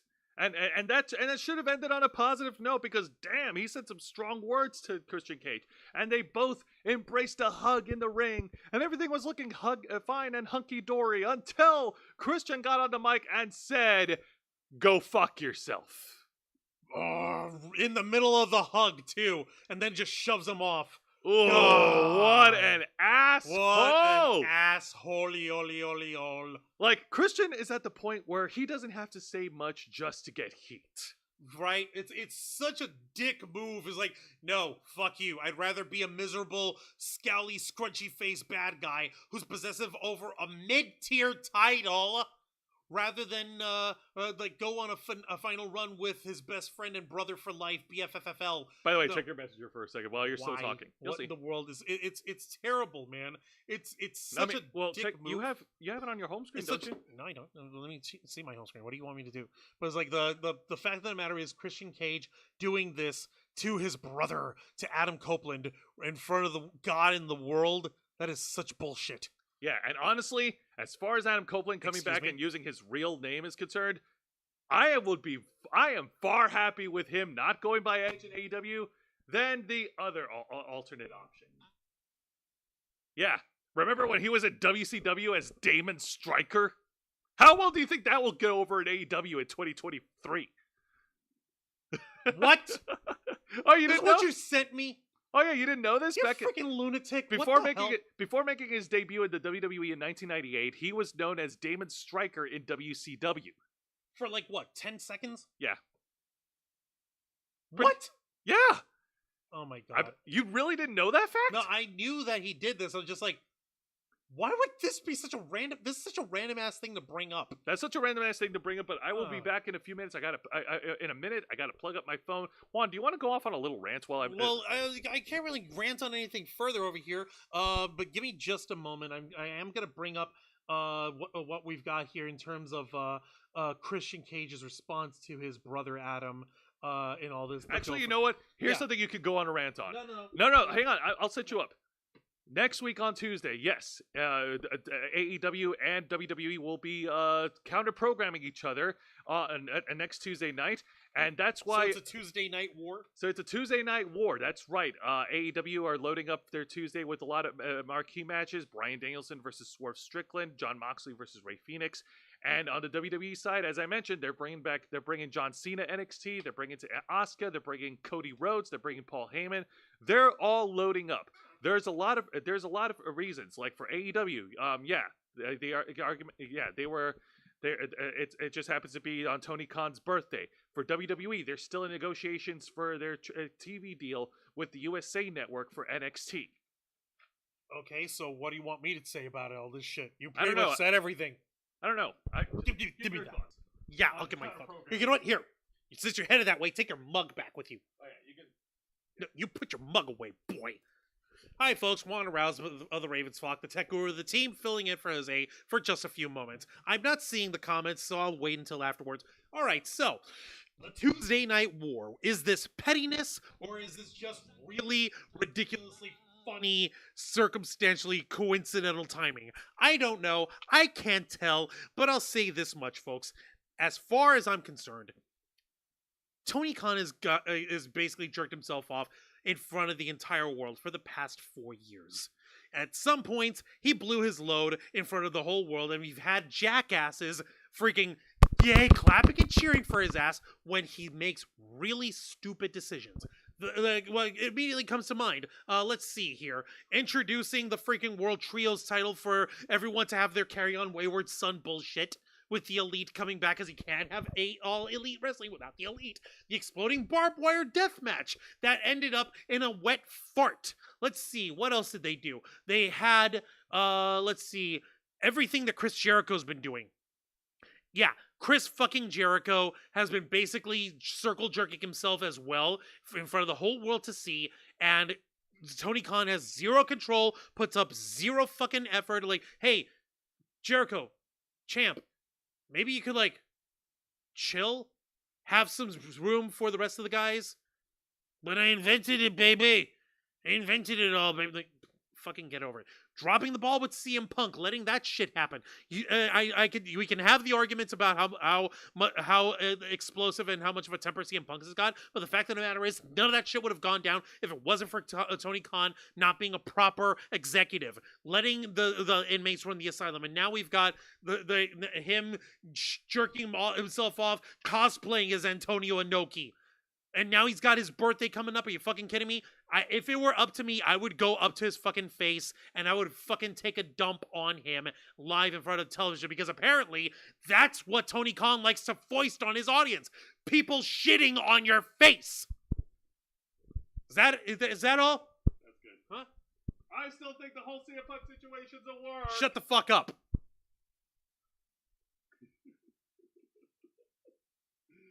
But yeah, I think you nailed it, Watcho. Thank you for filling in time. Yeah. You hand me the camera, you hand me the mic, you get shit. Yeah, instead of, well, shit. It's a goddamn Wednesday. Don't you mean Thursday? Whatever! All right, folks. Now let's get back over to the review. So now we're going to discuss this week's edition of Impact Wrestling. That's right. The one promotion that doesn't have to worry about all this back and forth counter programming bullshit with WWE and AEW. I'm going to double check the chat over here. Yeah, Mr. Geek Me, I was like, yeah, the 5-second pose, that would have been wonderful. That would have been nice. For the benefit of those with flash photography, everyone gets a 5-second pose. And you let everyone take photos of Edge. Oh my God, Mr. Geek Me Out. I really hope they don't. They might sell the t-shirt to say, go fuck yourself. That would be, you know what? They would do that, but I doubt that people actually get to wear that shit properly on TV. Let me see. And Vicente was saying, it's nice knowing that Adam Copeland was a Lex Luger fan. I was too. I really hope this goes Russo Swerve and Christian turns on Lucha and Wade. You want to tag team again? Fuck yes, Christian, after tons of chair shots to his guys. I remember seeing the Damon Stryker matches from WCW off the tube. Adam jobbed off to the Giant and to Ming. Lucky he was not only breathing after Ming, but had an AA+ career. Exploding barbed wire death match was more like a barbed wire firecracker match. Yes, indeed. Yeah. No, like I've said all my shit before. They just wanted to try to get me wound up, but I blew my load tonight on how pissed off I am at Tony Also, I Khan. needed you to help me fill in time, and I appreciate that. You're awesome, dude. You're a good friend. You're a good brother. I love you. Don't touch me. All right. Now let's get into this week's edition of Impact Wrestling. The show opens up with the Knockouts taking the stage. Okay, at least we can count on this. Hello. Tasha Steelz versus one half of the Impact Knockouts Tag Team Champions, Killer Kelly. Oh yeah, that's right. It's Lester Savage. They're MK Ultra. They're it's heavily implied that these two ladies are kinky for each other. That's right. And team. Tasha Steelz just it is heavily implied. Heavily implied. And also, Tasha Steelz made her return to Impact Wrestling 2 weeks ago during the 1000th episode edition. Oh yeah, that's right. She was part of the gigantic 10-woman tag team match, player. Indeed, and Holla. this was an incredible opening match between the two women. These two women have been these two women went back and forth against each other. Lots of great action. Tasha Steelz obviously relying on her underhanded tactics to get the upper hand against the tag champ. And then when she sees that, and then whenever she does cheat, like freaking Masha Slamovich tries to point that out to the ref, but the ref just isn't listening. Like, no, fuck that shit. And Killer Kelly, she did stage a comeback. She was able to finally, regain her footing and made a comeback on Tasha Steelz. But then we get to the finish of the match as out comes La Virtuosa, Deonna Purrazzo, to interfere on behalf of Tasha Steelz to knock out Killer Kelly for Tasha to pin and win on her in-ring return. Your winner, Tasha Steelz. Holy The- shit. Okay. So yeah, so Tasha Steele's coming out on top. The good guys on top over here. The Boricua Badass is Hell back. Yeah. Hells to the yes. This is why I cannot sing the praises enough of the blessed knockouts division in Impact Wrestling. They are like the cream of the crop when it comes to women's professional wrestling. Vicente Guerrero, Masha Slamovich, and Killer Kelly is 10 out of 10 ratings, or should anyway. Yes, I like redheads. So do I. So Although do I'm I. more I lean more heavy on Killer Kelly. Yeah, like I like redheads. I like brunettes. I like blondes. I'm a sucker for women. I am an admirer of the feminine form of the fairer sex. It's I like the ladies, or as some people would say, I like the bitches, if you would. Right. But that's not what I would say. And now let's get to the exciting match of the night, and this was a huge cluster to get past. It is, I kid you not, a 10-person tag team Another match. one? Holy shit!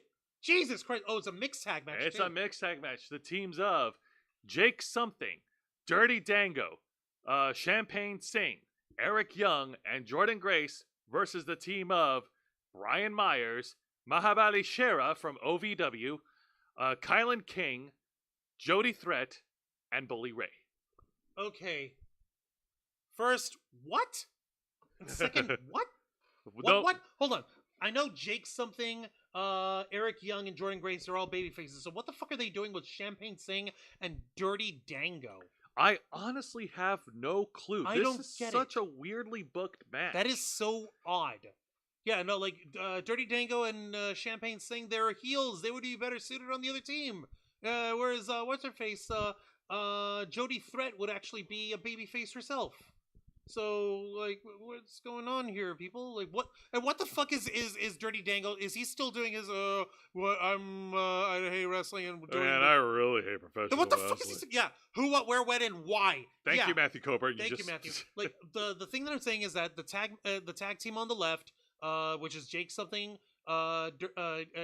Eric Young, who's the bald guy in front, Jordan Grace, they're all good guys, but the two guys on the upper right, Dirty Dango and Champagne Singh, respectively, they're bad guys.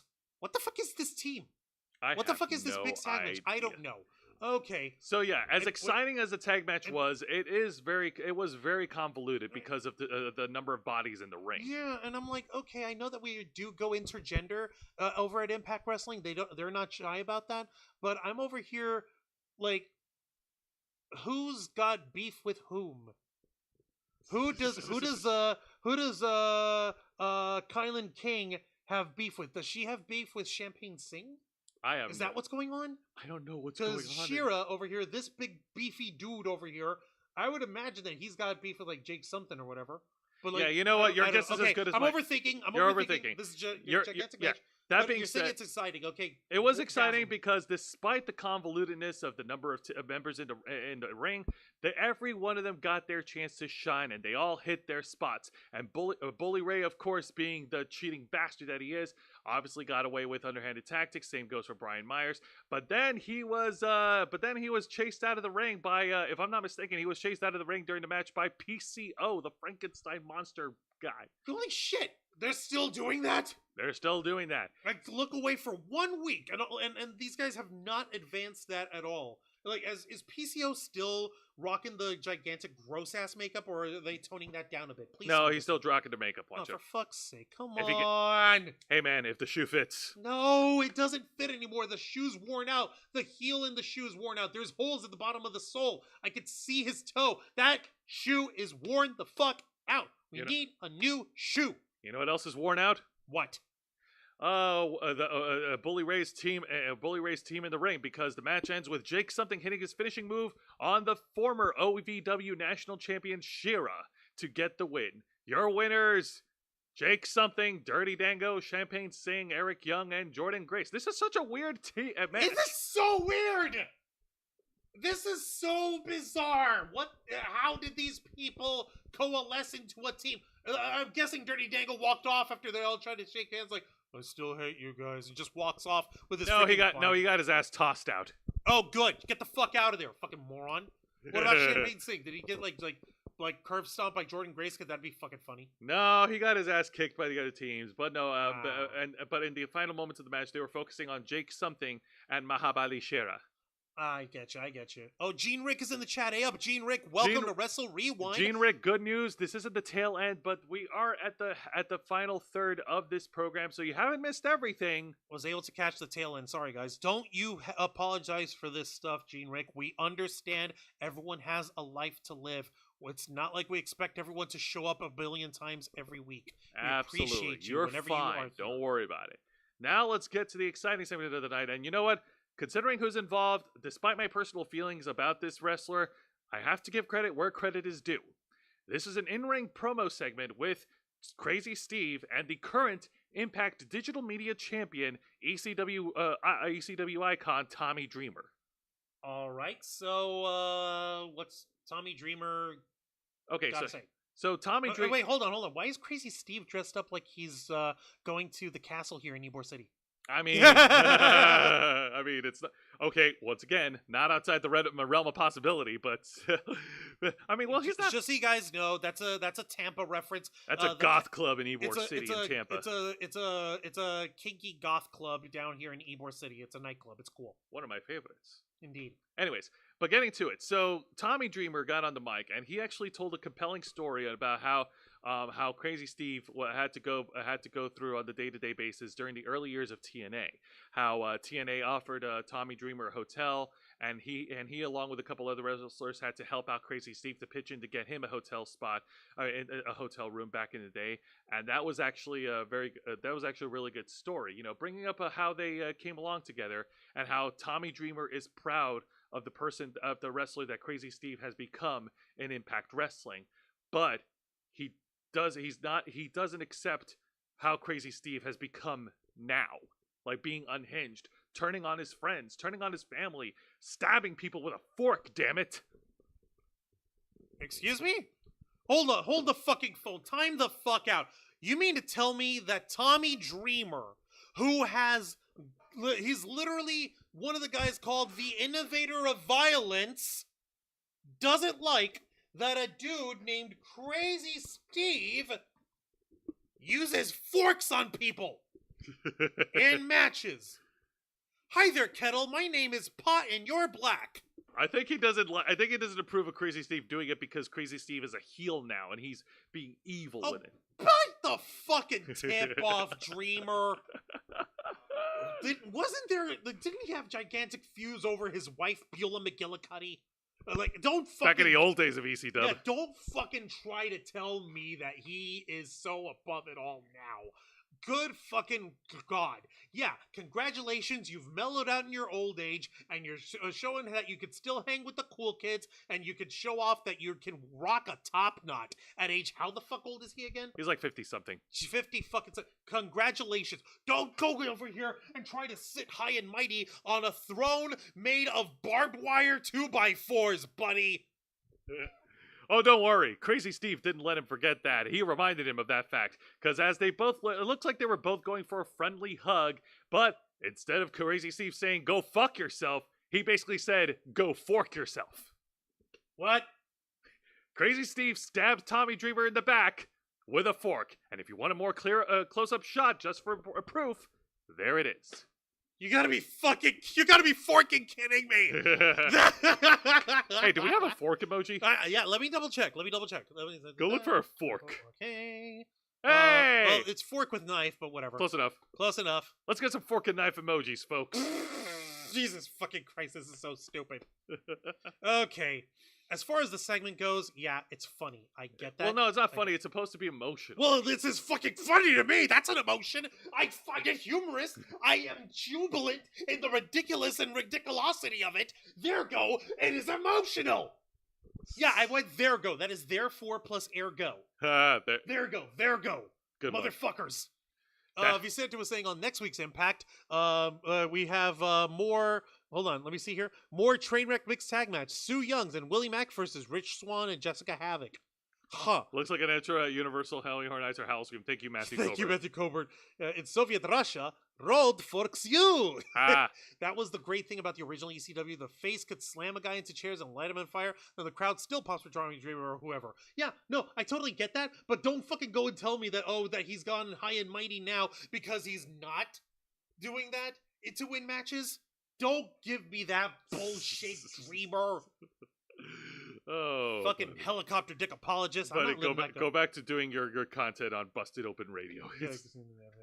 All right, so I guess it's time to bring the mood down. Yeah, let's bring the mood down. This was a lackluster match, and it is not just an ordinary tag match, but apparently, I think this is called the Fans' Revenge match or something like that. What the fuck is a fans' revenge match? Let me describe it. So, Okay, so it's hold on. Yeah, it's ABC versus the Ace team Austin and Chris Bay. versus Josh Schuyler and a mystery opponent, which turned out to be one of the members. The mystery opponent turned out to be one of the members of Giselle Shaw's entourage, Jai Vidal. You know Her valet, her manslave. Yep, her man. That's really the only description for Jai Vidal. He is the manslave to Giselle Shaw, and Savannah Evans is her muscle. Yep. There you go. Now that being said, the Fans' Revenge match is basically like a tag team lumberjack match where Impact Wrestling brings in fans from the audience section. They come to ringside and they're weaponized with straps, leather straps to whip the rest. What? I don't get it. Excuse me? They all better be extras. I swear to fucking God, no. Because, no, I swear to God, they had all better be extras. Because I wish you had gotten screenshots of that, because I do not believe it. Now go ahead, while I rant over here, there's no fucking way that anyone would legitimately allow any actual fan to step inside the freaking barricades and give them a leather strap and say, oh, hey, by the way, if anyone gets thrown out of the ring, you can smack the shit out of them with a leather strap and then throw them back in. Yeah. No, instead they chase them. They chase them around the ring with leather straps. Like chase them around? Like send them running. Like ah! Excuse me? Is this a fucking Benny Hill skit all of a sudden? I don't know. Are you man. fucking kidding me? This reeks Is this real life? This reeks of old TNA. Bull what fucking shit. I'll just get to the finish. ABC won. This was clearly ABC's match because they're not going to put over those two idiots. Yeah, okay, yeah, it's okay. So, what's his face? Jay Schuyler, Joe Schuyler. What's John Schuyler, John Schuyler, and Jai Vidal. And Vincent Guerrero saying having Jai Vidal as a mystery partner is like John Schuyler shooting himself in the leg going into that ring. Yeah, same effect. Exactly. Like, you got yourself saddled with somebody who's less than worthless. He's the guy with the big celebrational 10-person tag team match that they had the other week for the celebration of what's her face of Impact Wrestling. He got fucking thrown out at the end by the baby faces. Yes. No fucking thank you. Exactly. Shoot me in the leg and throw me in the ring. I stand a better chance if I'm going against Ace Austin and Chris Bay. They are Bullet Club, for Christ's sake. It's almost this match was almost as bad as the segment that precedes it. What? Yeah. Before the match, we actually got a backstage segment of the entourage of the quintessential diva Giselle Shaw. She's very disappointed at Jai Vidal's performance and how Jai Vidal kept costing her matches lately. And John Schuyler was out running around scouting for a tag partner. And Juan, if you want to put the blame on someone, Giselle Shaw is the one who voted Jai Vidal to tag team with him. She volunteered her man? Yes, she did. She volunteered. She volunteered him as tribute. She sold her man whore up the river. Well, I mean, he's such a disappointment now. He's let her down so many times. It's punishment. You're fucking serious? So it's her idea. Yes. It's this blonde bitch's idea. How fucking dare she? Proper punishment must be dealt, Juancho. You know what? Fine. Fucking whatever. That I can understand. If it's not like a mystery opponent or whatever. Like, okay, so it was her idea to throw him in and get his ass whipped. It's like, oh no, you're sorely disappointing. I'm going to give you an opportunity to redeem yourself. by being a total disappointment in the ring again. Yay! Oh my fucking lord, shoot me. And now, Giselle, what the fuck, woman? now we're getting to the main Next thing event. you know, he's living in a van down by the river. Oh, Yeah, no, ow. that's evil, man. That is mean. But you know what? I would not be surprised. Now we get to the main event, and it is a one-on-one match. The former Impact World Champion, the Walking Weapon, Josh Alexander versus One half of the design. one half of the design, the former NXT Tag Team Champion himself, Khan. Oh shit! And he's got the head of the design, Cody Deaner at his corner. Meanwhile, Josh Alexander has the Impact World Champion Alex Shelley at ringside joining commentary. Really? Yeah, just trying to scope out the match, making sure that Josh Alexander doesn't get hurt before their match at Bound for Glory. Huh? How kind of him, I guess. Yeah. Okay, go ahead. Tell us So about the match. now I gotta say, when I covered this before, I actually covered Khan versus Josh Alexander. I think it was sometime in 2021 or 2022. And when Khan made his debut, he was at the receiving end of a really, really royal squash match against Josh Alexander and tapped out in his in-ring debut. Was Josh Alexander still the Impact World Champion at that point? Nope. No. So this is just like, hey, by the way, fuck you, buddy. Yeah, but that was years ago. This match made up for it because we got more screen time between Khan and Josh Alexander. And Khan has had more time to actually, get wrestling get good at his crafting. Oh yeah, absolutely. The match was okay. Admittedly, his offense was pretty much 50% power moves and 50% nerve holds, but he was still able to hold his own against a walking weapon. Josh Alexander was able to rally back, hitting Khan with a German suplex, and both these men started brawling at ringside. And then we get to this the critical part of the match where Diener, the leader of the design, tried to interfere with a steel chair. Alex Shelley was not having any of that crap, attacked Diener from behind, but then there was a miscalculation. Josh Alexander was trying to attack Diener, but accidentally hit Alex Shelley. Ooh, hell no. Oh, hell. And then Khan took advantage of that of the blindsided moment, rolled Josh Alexander back in the ring, and it looks like he was going to put away Josh with his finishing move. But then Alexander tried to lock in the ankle lock submission, but Khan is just too big and strong for that submission hold. What the? You serious? You say but his leg is too big. Or he's too much of a meaty, beefy boy to be able to keep twist him his down. ankle? Yeah, I know. Khan has learned from his first mistake, from his first match with him. But okay, that's a little bullshit. But go on. And after a couple of half-hatch knee strikes from Josh Alexander, Josh was able to put down Khan with a C4 spike to pin and win. Your winner, Josh Alexander. All right. Well, of course, the former Impact World Champion himself coming out on top once again over Khan. Cody Deaner here. I'm not just gonna call him Deaner. Cody Deaner.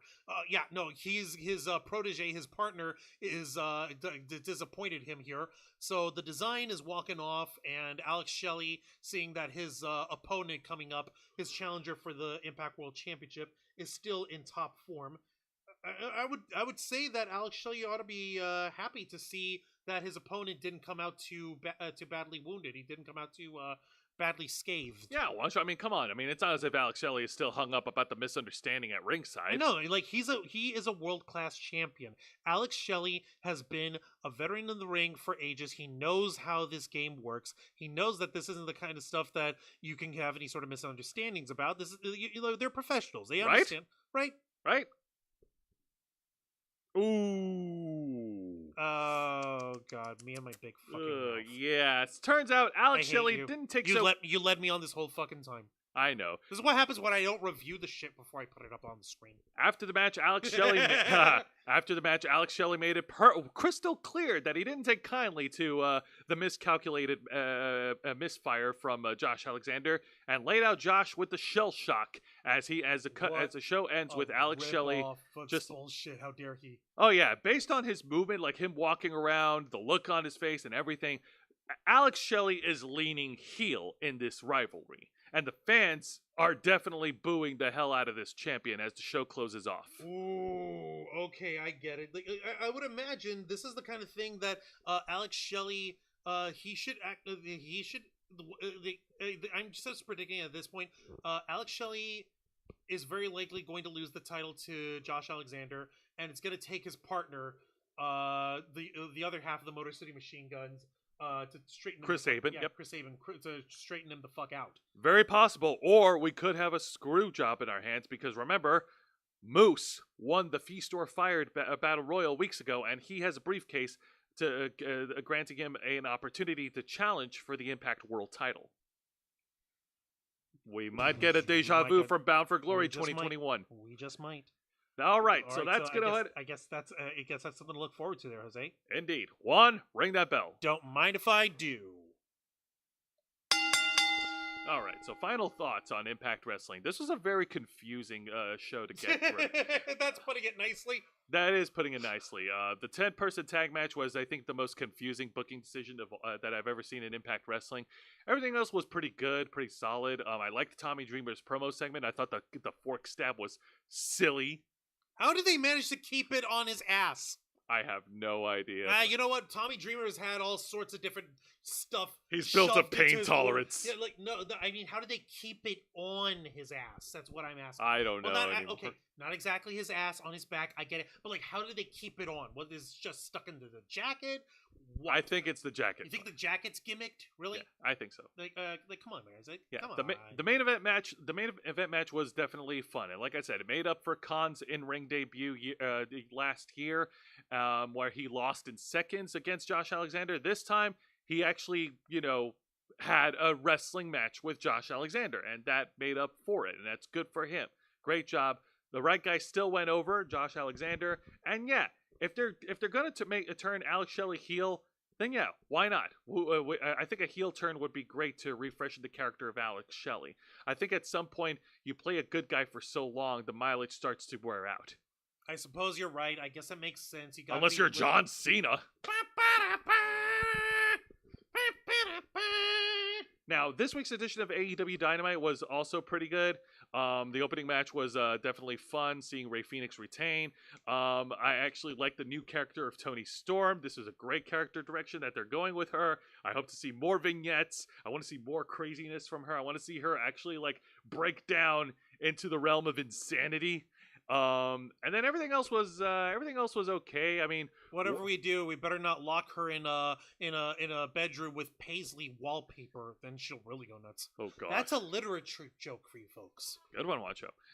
Wardlow's return to AEW was very much lackluster, and it shows from his body language, from the look on his face. He looked like he didn't want to be there. And all the other matches were pretty solid. Jericho got to tag team with Kenny Omega. Good for him. But the main event segment, the fans came to see Edge, and they saw Edge. Adam Copeland. And he had a great main event segment with Christian Cage. It was so awesome. The fans loved it. I love it. Juan loves it. Yeah, I had no issue with him going over to AEW. If that's what he wants to do, that's what he wants to do. And it does make sense that what he really wants to do is just wrap up his career right off into the sunset with his brother Christian Cage, then all the more power to him. Sure. I think Tony Khan, since he is a fucking coked out dweeb, pubic fro head, special boy motherfucker who never got laid, if he's gonna throw oodles and millions of dollars in cash, then by golly, let him. Let Adam Copeland grab that bag. I don't give a fuck. Because at the end of the day, it'll definitely mean that Tony Khan will end up being fucking broke because he doesn't know how to run a company properly in order to make a profit. I was going to say, I think Adam Copeland released a series of tweets following his debut explaining about, what actually happened between him and WWE. He didn't leave on bad terms. He didn't leave on bad terms. It's just that they decided they were really winding him down, and that wasn't the direction he wanted to go in. I totally understand that. If that's not the way he wanted to go, that's not the way he wanted to go, and that's perfectly okay. I can understand all that. I was simply saying, milk the freaking coked out dweeb out for more. Milk him for every fucking cent he's worth. Ruin his ass. I need to see him fucking ruined. Oh my god. All right. Now, this week's edition of NXT, The Fallout from No Mercy. Eggplant! The Fallout from No Mercy was a lot of fun. A great triple threat women's tag match with Lyra Valkyria winning and becoming #1 contender was the right call. I can't wait to see it at Halloween Havoc Night 1. I wasn't really big on Trick Williams losing to Dominic Mysterio. damn, dude, are we going to sacrifice the push of Trick Williams just to continue the storyline of the Judgment Day with Dirty Dom and Mommy? Like, on the one hand, okay, yeah, they draw money. That's entertaining. But on the other hand, they sacrificed Trick. You're not wrong about that, and I totally understand where you're coming from on there.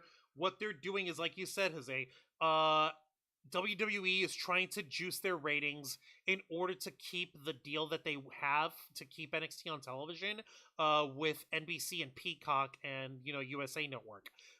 They want to be able to keep NXT programming on television because it looks good on their business portfolio, because it'll make the stock holders happy. Remember, Vince McMahon's not the one running the show anymore. It would be Mr. Ari Emanuel over at TKO Holdings.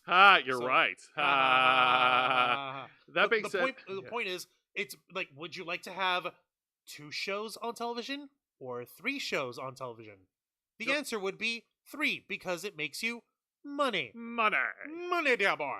Yeah, but getting back to it, but yeah, all the other matches in between were pretty okay. I hope to see a little bit more competitiveness from this year's breakout tournament for the women's division. And yeah, that's pretty much all I got to say, and I can't wait for next week. And I hope you guys tune in, because next week we're bringing back the Tuesday Night War, and it's going to be a different. Shoot me. Yes, indeed. The focus is we're just going to be reviewing next week's NXT and AEW Dynamite. We're going to see how these guys fare. We're not going to do Impact? No, because it's Tuesday Night War, Juancho. We have to stick to the war, Juan. The war is on. Okay. I'm just like... Eggplant! Don't take my thing. Technically, it's Team 4-Star's thing. Yeah, well, Team 4-Star hasn't used it in years, so whatever. So I hope you guys tune in next week, because we do the Tuesday Night War, and we review WWE NXT and AEW Dynamite and how they fare in head-to-head competition as they both simulcast next Tuesday. But until then, Juan, plug us away. Don't mind if I do. Folks, thank you very much, ladies and gentlemen, boys and girls, and everybody in between. Thank you very much for watching this week's live stream edition of Wrestle Rewind, hosted by Jose Casabona.